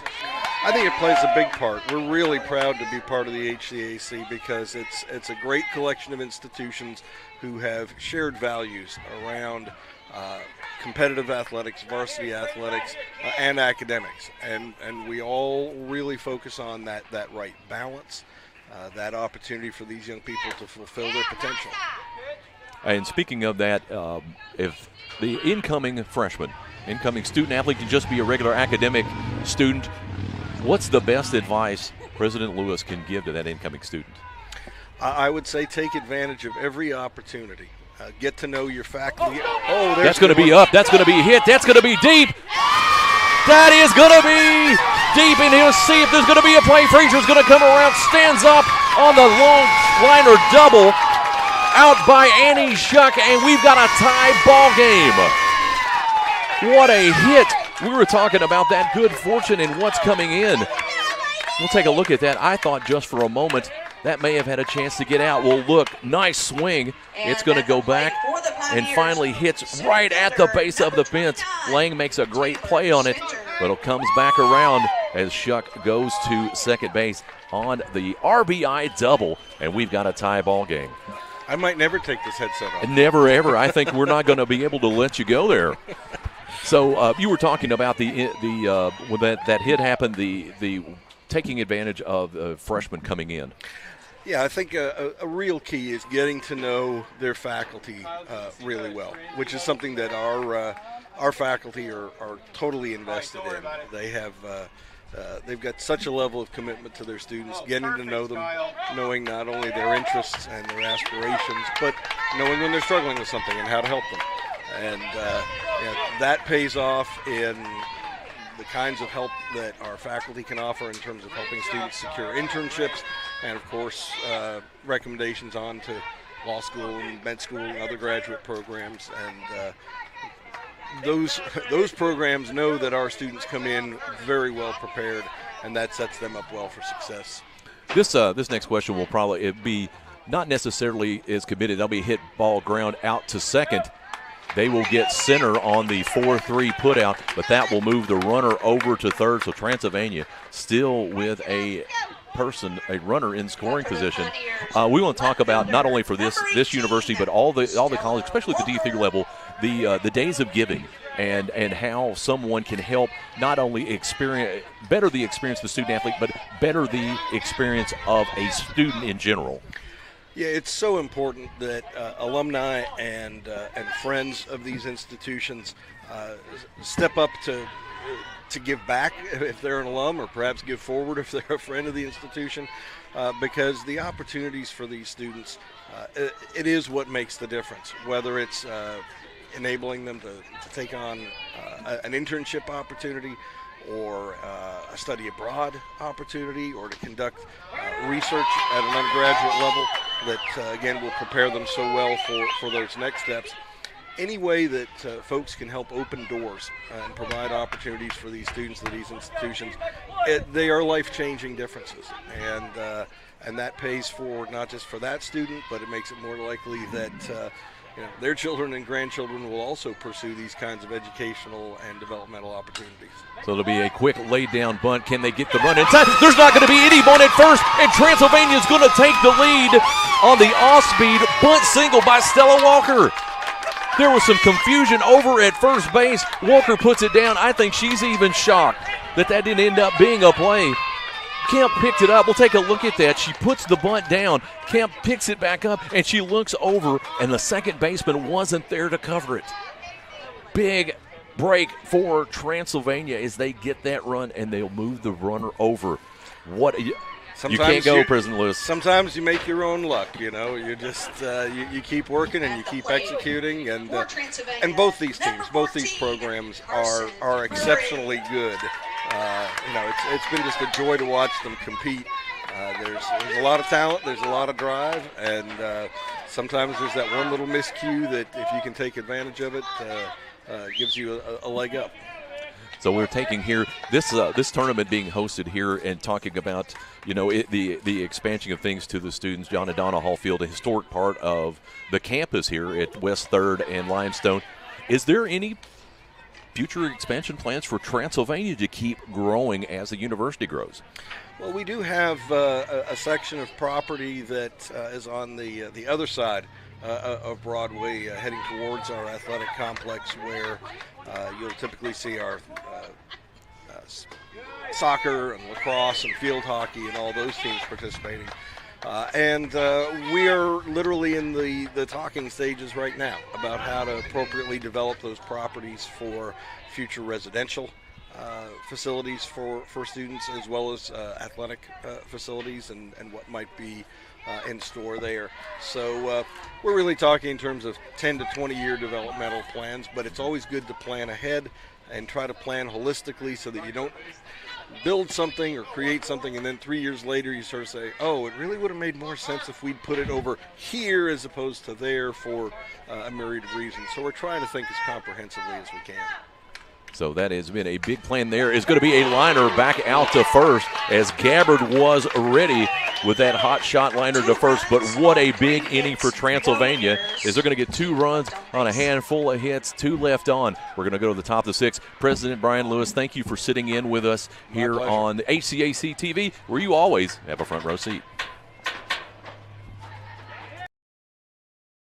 Burtner Electric Incorporated has been proudly serving our residential and commercial customers with quality electrical repair for over 33 years. We are fully licensed and insured in electrical wiring and electrician service packages. You'll receive a competitive assessment whether you're a homeowner or a business owner, first-time or long-time customer. We offer free estimates for any new project. Call our licensed and experienced electricians today.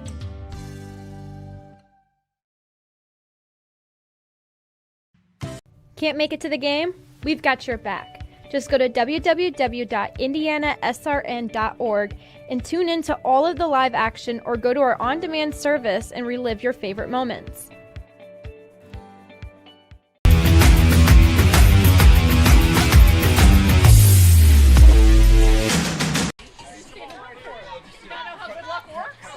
It's a lot of activity and excitement as Transylvania getting 2 runs back and just a series of advance.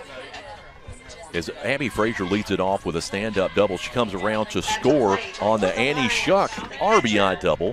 And then in what was an exceptionally weird play, Lee, Walker throws down the bunt. Second baseman didn't come over to cover the bag. Yeah, it looks like she just didn't get there in time, and Kemp goes over to throw it to her, and she sees she's not even there, so she just hesitates. She just hesitates on the throw completely, and that lets that third run come in. Exactly, yeah, and that's just the run that gives them the lead. So now we've got an interesting opportunity here for Moshos going into the top of the 6th here, and it'll be interesting, with those, 2 runs, 1 run in the 4th, and 2 runs in the bottom of the 5th. Could we see a pitching change there from Mount St. Joseph. I was kind of surprised. I thought when one of those timeouts they were going to talk about that as Ivers pops this one up in the air. Walker gets underneath of it for out number 1. So I thought that maybe they were looking at, do they bring her out mid-series? But she got herself out of that jam, and it'll be interesting to see when they come out what happens. So we're going to try to quickly go over and look at some of the baseball scores. Game 1 up in Kokomo, Indiana. Anderson defeats Transylvania by a score of 7-3. First pitch into Fincham to the outside for ball 1. Let me check my scorebook here. It helps if I put that on the right team.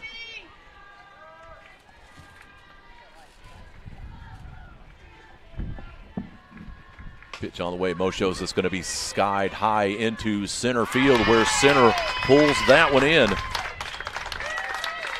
for out number 2. Each of these bat becomes critical here. Center fielder number 7, Emily McDonald. So Emily McDonald had done so many big plays out in center field. Yeah, they're really helping out Mosho since she's come in. Obviously, this MSJ lineup's getting hits, but a lot of Mosho's success is credited to those outfielders with those flyouts. Absolutely. All these outfield have just done a tremendous job. And we talked about earlier, Mavis out in right field, her 6th put out coming in the previous inning. She's had a lot of activity, and almost all of those have right-handed batters. Mosho's can't get the second one in. Looks like she's trying to work that rising fastball in on the hands. Aiming at thigh level coming up.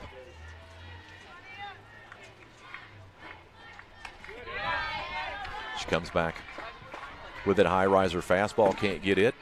Frazier comes over from third base. Just wants to comment and say, hey, appreciate what you're doing. He said maybe you can get us out of this inning. I'll tell you a funny story in the dugout. That's going to be a high pop foul. Could that be trouble? Can we get it? And we do, as check it out. And the big play, Carson Murray comes in, scoops that one up. It ends the inning, 1, 2, 3. As we're going to go to the bottom of the 6th. It'll be Teal, Carter, Tharp for the Pioneers. HCAC TV, where you always have a front row seat.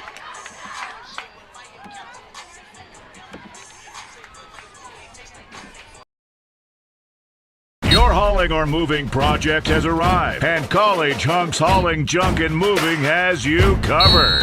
Honest. Uniformed. Nice. Knowledgeable. Service. College Hunks Hauling, Junk, and Moving. Can't get to a computer? Then we've got you covered. Just go to the IndianaSRN app and stay up to date with all of your favorite teams. You can watch live coverage or relive the experience with our on-demand service.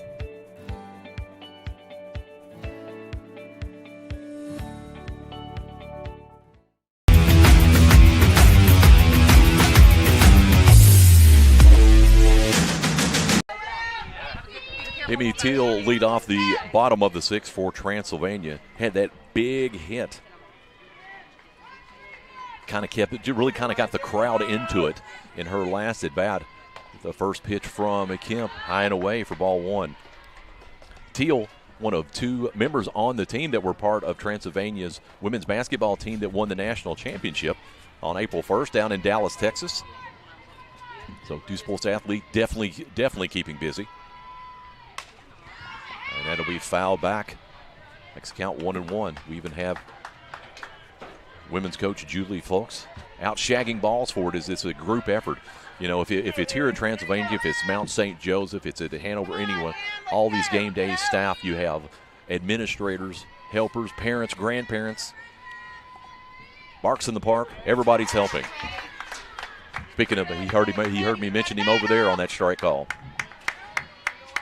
It's actually one of the fuzzy dogs, a pair of bat wings on it as it walked by. So 1 ball, 2 strikes. She loses the grip on it, and it'll one hop in the dirt.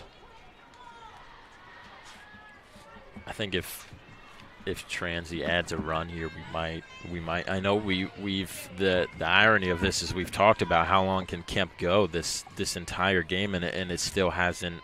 You know, she's in off the handle, picked up. It's going to be bobbled and short. It's not going to be in time as Cornelius can't get the handle on it again.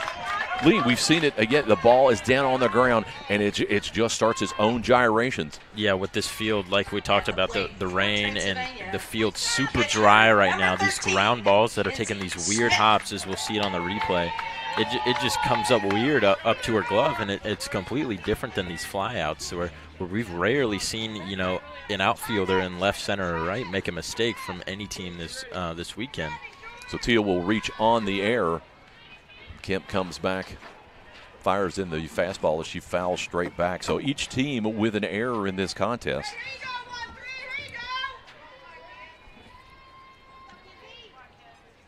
Oddly enough, both on the shortstops. So one would count Teal. I think she was 3 or 4 on the season in stolen bases. Haven't seen me stolen bases. That's going to be stop foul as Smith tries to catch everyone off guard. She about that sent that bunt right into her glove. Yeah, straight vertical. So Transylvania 73 of 96 on the season stolen base attempts. So not great, but it is aggressive and timely. Yeah, and you might get a little aggressive here. I mean, you're ahead by 1 run with none gone. So if you're in that sort of situation like we are right now, you might see a little bit of an opportunity to steal a base. But once you hit that one out, 2 out, you know, it's less likely. Scooped over into short again. Back-to-back errors by Cornelius as she saw it coming, and I think she was starting to check the runner. We'll look at that on the replay when it comes up, but she was starting to check the runner as she came over. Here it comes in as she hits. Smith hits it down on the ground. She took that look, waiting for the hop. It's the hop again, yeah. Again, and then trying to check the runner as she went over. So it looks like they are going to give that a hit as she was going to go to second, and Teal was on the move. So that's going to do it on Kemp. Folks, everyone in the stands, regardless of what school that you are clapping for, is going to give her a round of applause, because you talk about someone that gets the Iron Woman Award, and we're going to go back and get her exact pitch count on that, because she has just absolutely come in and done it. Let's take a quick look. 87. It's on that. We're going to take a quick break this HCAC TV, where you always have a front row seat. Thinking about what to do after high school? Consider a career with Boilermakers Local 374. As a Boilermaker apprentice, you'll earn while you learn. We offer excellent wages and benefits, and as part of our no-cost hands-on apprenticeship program, you'll learn from the best in state-of-the-art training centers and on the job. Become a union Boilermaker and get on your way to a great career. Find out more, visit www.local374.org or call 219-845-1000. Folks, today's interesting stat of the game, Casey Kemp, 281 pitches going back into that game with Transylvania yesterday, the game with Franklin today, and this game through 5 of the third. Absolutely amazing. So if you're doing some quick math here on my phone, on my calculator, that's about 93 pitches a game. And you know, the majority of those were last night in that 9-inning thriller against Transylvania, where she threw 111.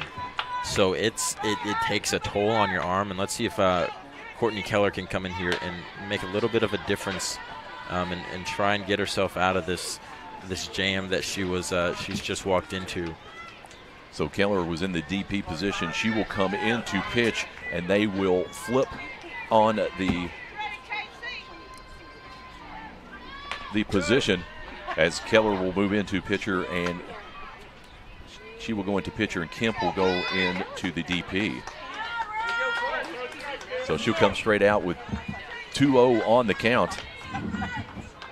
Hadley Carter is over at first. She came in to pinch run. As Tharp flashes the bunt, sees it's going to go low.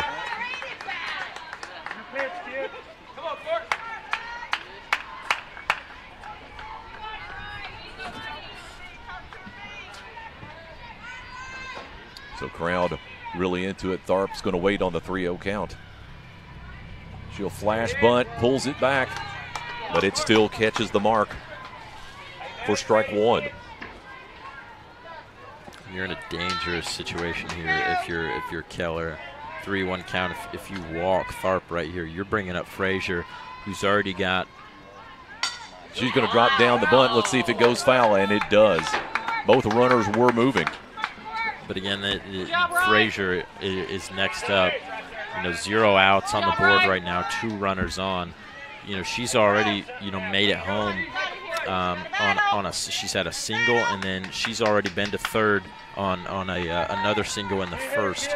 So the depth in this Transylvania lineup might be able to overwhelm this defense. So one hopper in the dirt, down to first she goes to load the bases on the walk. So interesting set of position. Third baseman, number 32. So we'll move Teal over to third. Hadley Carter came in to pinch run. She's now at second.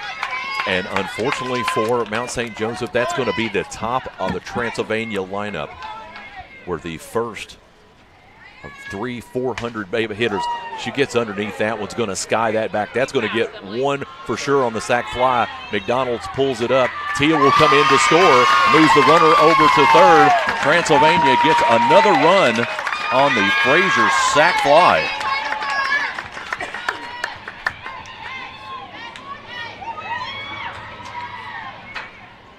So only one out, now runners at the corner. We'll take a look at that. McDonald back just right at the edge of the warning track.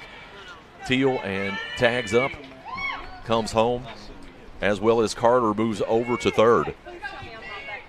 So we're going to see a pinch hitter. This number 10, Emily Heston. For the Pioneers, number 10, Emily Heston. Her first appearance today, pinch hitting.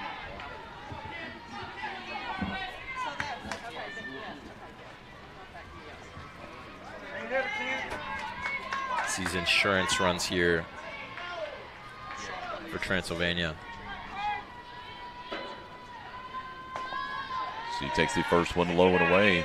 Ball one.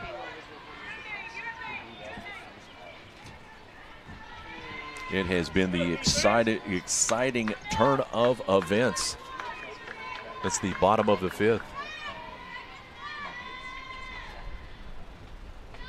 Swing and a miss by Heston.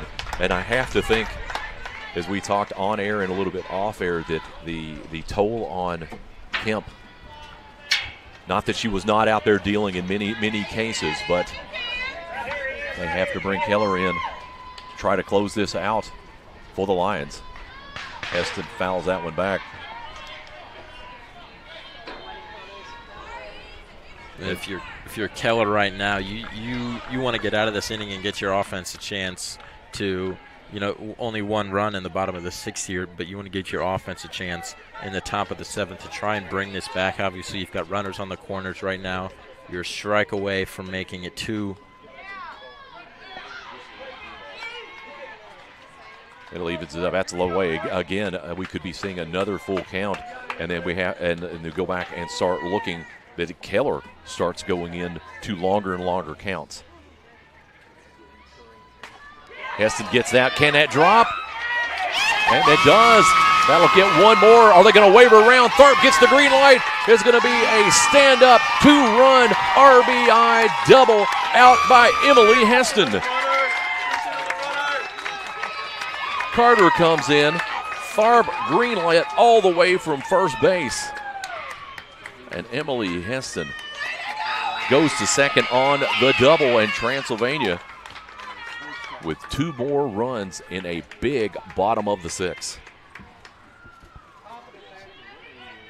Great camera work by Cal Ra just to get it. We see the first runner come up Tharp greenlit all the way to come around third. Yeah, and that's exactly what you want to see from your pinch hitter and Emily Heston.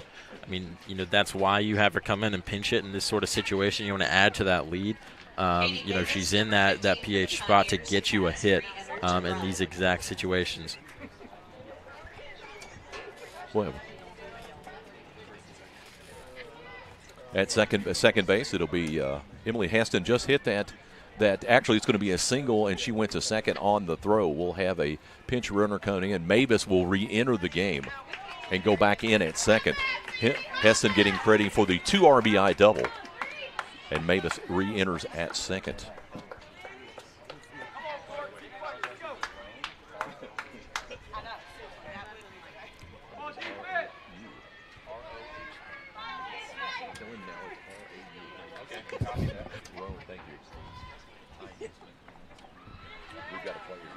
First baseman, number 3, Annie Shuckton.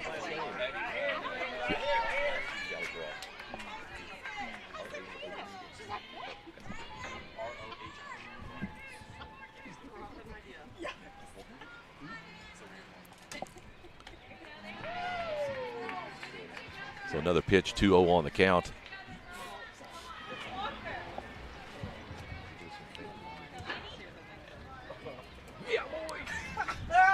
So we are ready, 2-0 on the count.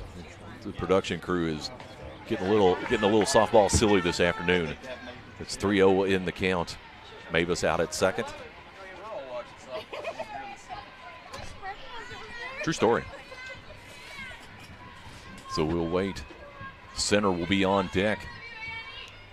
Shuck waits on the 3-0 count. She's going to hit a laser. It's going to go foul down in the bullpen on the third base side.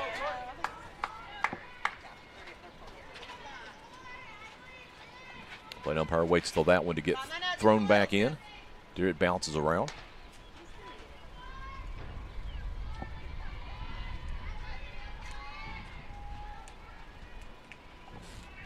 So we'll check in on the 3-1 count.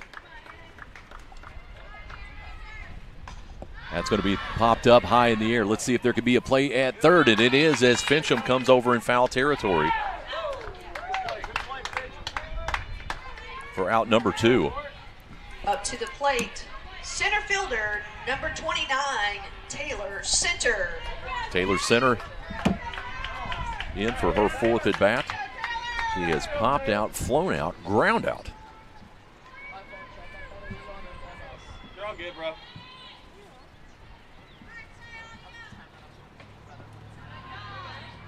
First pitch outside for ball 1.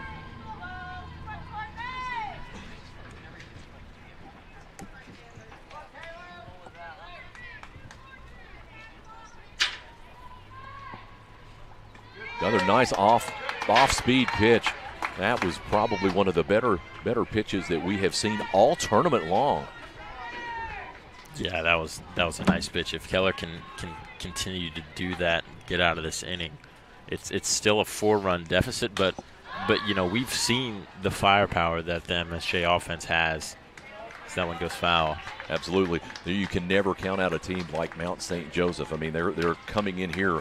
We had starting today, we had 3 30-win teams. Mount St. Joseph currently at 31-12. They are a powerhouse. So you saw the breaking ball in the replay. That just drops at the last second there. 2 strike. There's going to be a base hit in between first and second, and they'll wave in Mavis. There'll be no play as she walks in standing up. Transylvania with another run in the inning to now stretch their margin out to 7-2. The center with the RBI single. At the plate. And this will bring Stella Walker. Number 18, Stella Walker.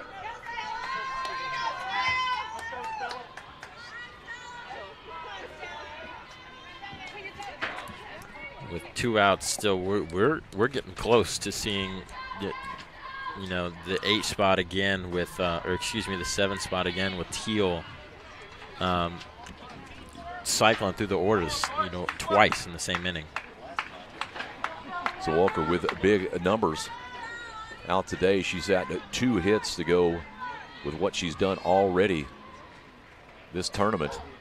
Takes that one right at the knees.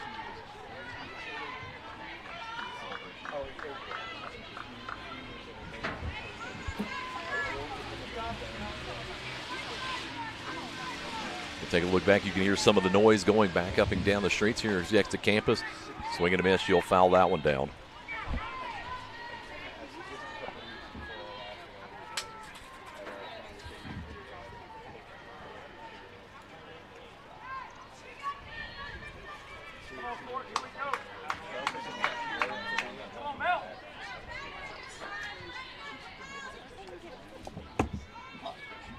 Big Rule will wait. They'll get set. She'll check her pitch chart.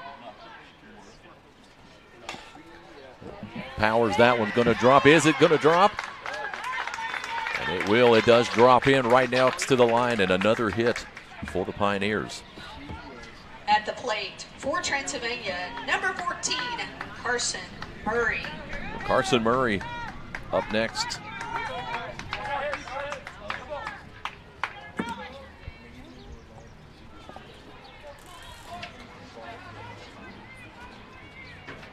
Murray will be the 9th batter of the bottom of the 6th.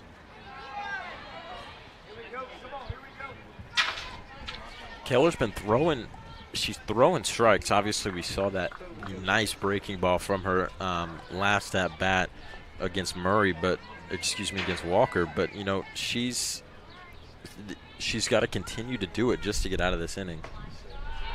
One out and underneath. It just seems that the Transylvania offense has just, wherever they were, they're here now. You know, getting one run, it really fired up the crowd to make it a 2-1 game going into the top of the 5th, and they've just poured in offense since then. Big hit. That's going to be a long, deep shot. Is it going to go? And it does. Looky there. Talk about putting the exclamation point on that inning. Carson Murray with the 3-run shot to left field to really open this game up. And folks, you really need to look at it with that shot. We're going to talk about that replay, as that's going to wrap it up. And your winner of the HCAC softball tournament and receiving the automatic bid to the NCAA is the Transylvania Pioneers. What sealed it off? The Carson Murray with the 3-run shot to close this up. I think really what it was is the longevity that we saw from Casey Kemp for Mount St. Joseph. As you can see on the scoreboard, you know, you've got donuts in the first 3 innings. And then as she hit, you know, when we talked about she left with over 250 pitches, you know, and then you bring in your backup pitcher and Courtney Keller, you know, right before Keller comes in, that you know, presence of Kemp throwing strikes and getting those fly out helps from her defense really started to fizzle out, and that's when we saw the 1 run in the 4th, the 2 in the 5th, and the 7 in the 6th. So it's a really hot start for Mount St. Joseph, getting 2 in the 1st and the 2nd, but obviously the response from Transylvania, getting 10 runs in innings 4, 5, and 6, going through 9 batters here in the bottom of the 6th, going through the entire order. And as I look at my score sheet here, I've got 7 runners that made it to home in those at bats, and only 2 outs to end the inning on the run rule.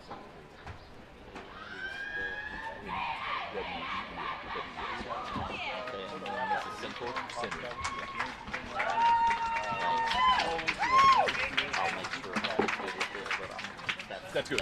Looks like we're going to roll to awards here, end of the season. HCAC tournament awards for Transylvania. Obviously, congratulations to Transylvania, and then obviously congratulations to Mount St. Joseph on an incredible season. Yeah, they're going to finish up the season 31-13.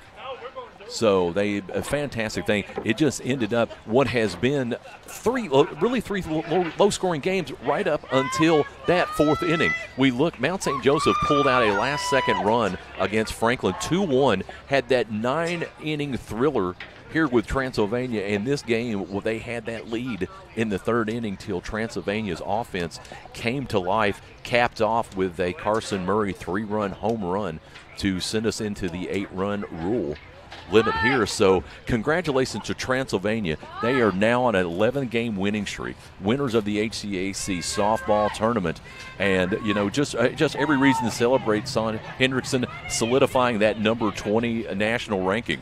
They have done a fantastic job, and what a tournament here in Transylvania. I know as we were waiting for the trophy presentation with HCAC Commissioner Jay Jones and talk about some of the all-tournament team, which will also be announced. Just a fantastic day. And something else for our producer Chuck and Yuli, I can't believe the rain held off. We talk about, Friday we had, 5-minute delay? And then yesterday, I think they talked about it in between games and ended up really firing it on time. So we'll keep it here till they start the announcement from the press box, and we'll let you listen in for the presentation of trophies and the all-tournament team. But it's been a fantastic pleasure to be here with you. Lee, any closing thoughts on the entire tournament? It's just really congratulations to Transylvania. I mean, the firepower that they've got in the middle of their lineup is just ridiculous for their batting averages. And for me personally, I'd like to thank you guys at IndianaSRN for giving me this opportunity to come down with you guys this weekend.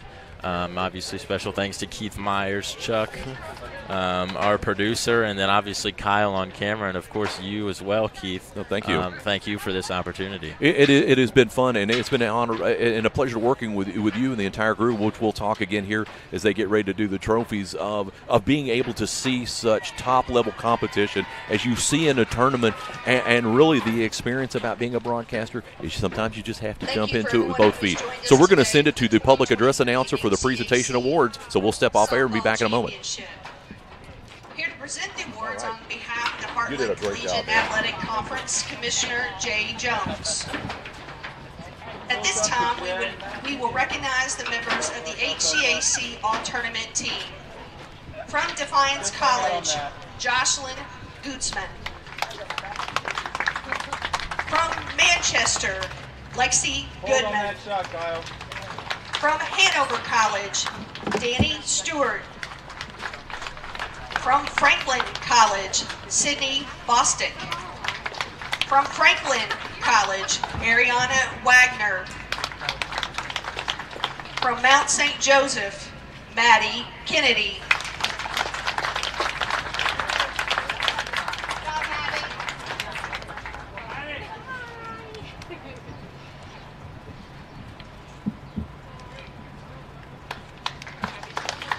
From Transylvania, Stella Walker.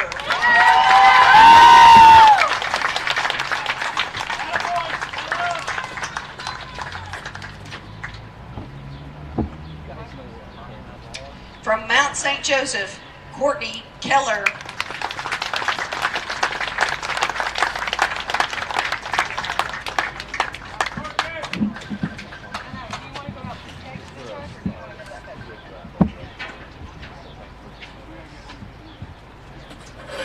From Transylvania, Taylor Center.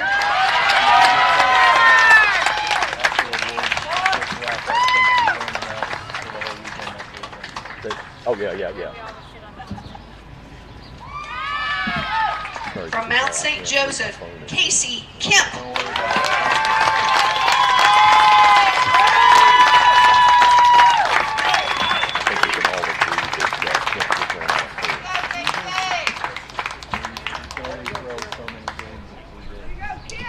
From Transylvania, Katie Mavis.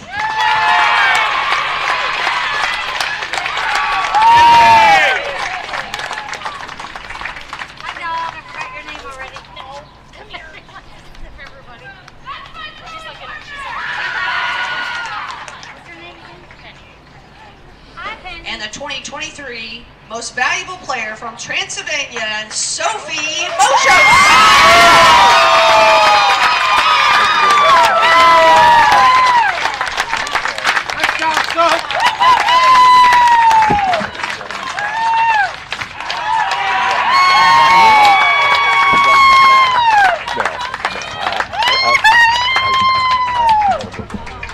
At this time, we would like to recognize the HCAC tournament runners-up. Congratulations to Mount St. Joseph on an outstanding season, which culminated in the HCAC championship game. Congratulations, Mount St. Joseph.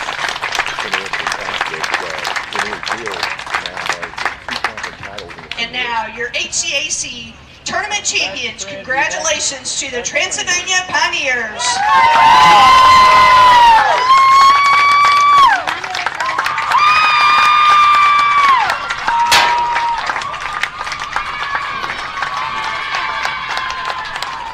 Transylvania, after winning the HCAC Tournament Championship, has earned the automatic bid to the 2023 NCAA Division III Softball Championship.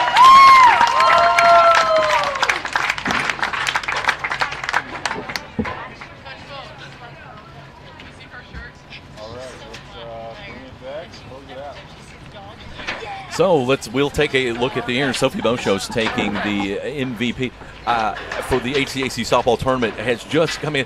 I mean, a straight-up gunfighter approach in the circle. Just has 8 strikeouts yesterday. She came in another 2 today. She inherited such a position with a bases loaded, only 1 out, and managed to come in and close out that thing. Lee, what did you think about that? Congratulations to Transylvania and Mount St. Joseph. Yeah, of course. And I think you and I were talking off air before this game. We expected this game to be close again, possibly either whether it was a high-run game or a low-run game like we saw yesterday. Even possibly extra innings, but I did not expect this gap between the runs as the final score was 10-2. And of course, Sophie Mosher was incredible, as you said. Pitching 9 innings yesterday with 8 strikeouts, and then coming in to relieve for Carly Jeter, and then end up closing the rest of the game. She was incredible. And of course, obviously, congratulations to Casey Kemp and the Mount St. Joseph. They were incredible all tournament. Kemp was incredible all tournament in the circle for them. As we hear the fans being rowdy as the team dumps the water cooler on Transylvania head coach Sean Hendrickson in a usual celebration out on the diamond. It really encapsulates in that and puts the thing onto it.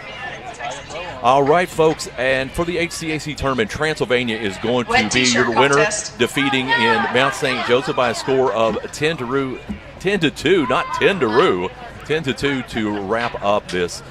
So on behalf of everyone, Keith Myers, IndianaSRN, the Dancing Machine, Chuck Levine, Kyle Roan up on the camera. And don't forget Sticks, Lee Cook here on the color play. My name is Keith Hardman. We want to thank you for listening in. We say we'll see you again at the ballpark soon on HCAC TV, where you always have a front row seat.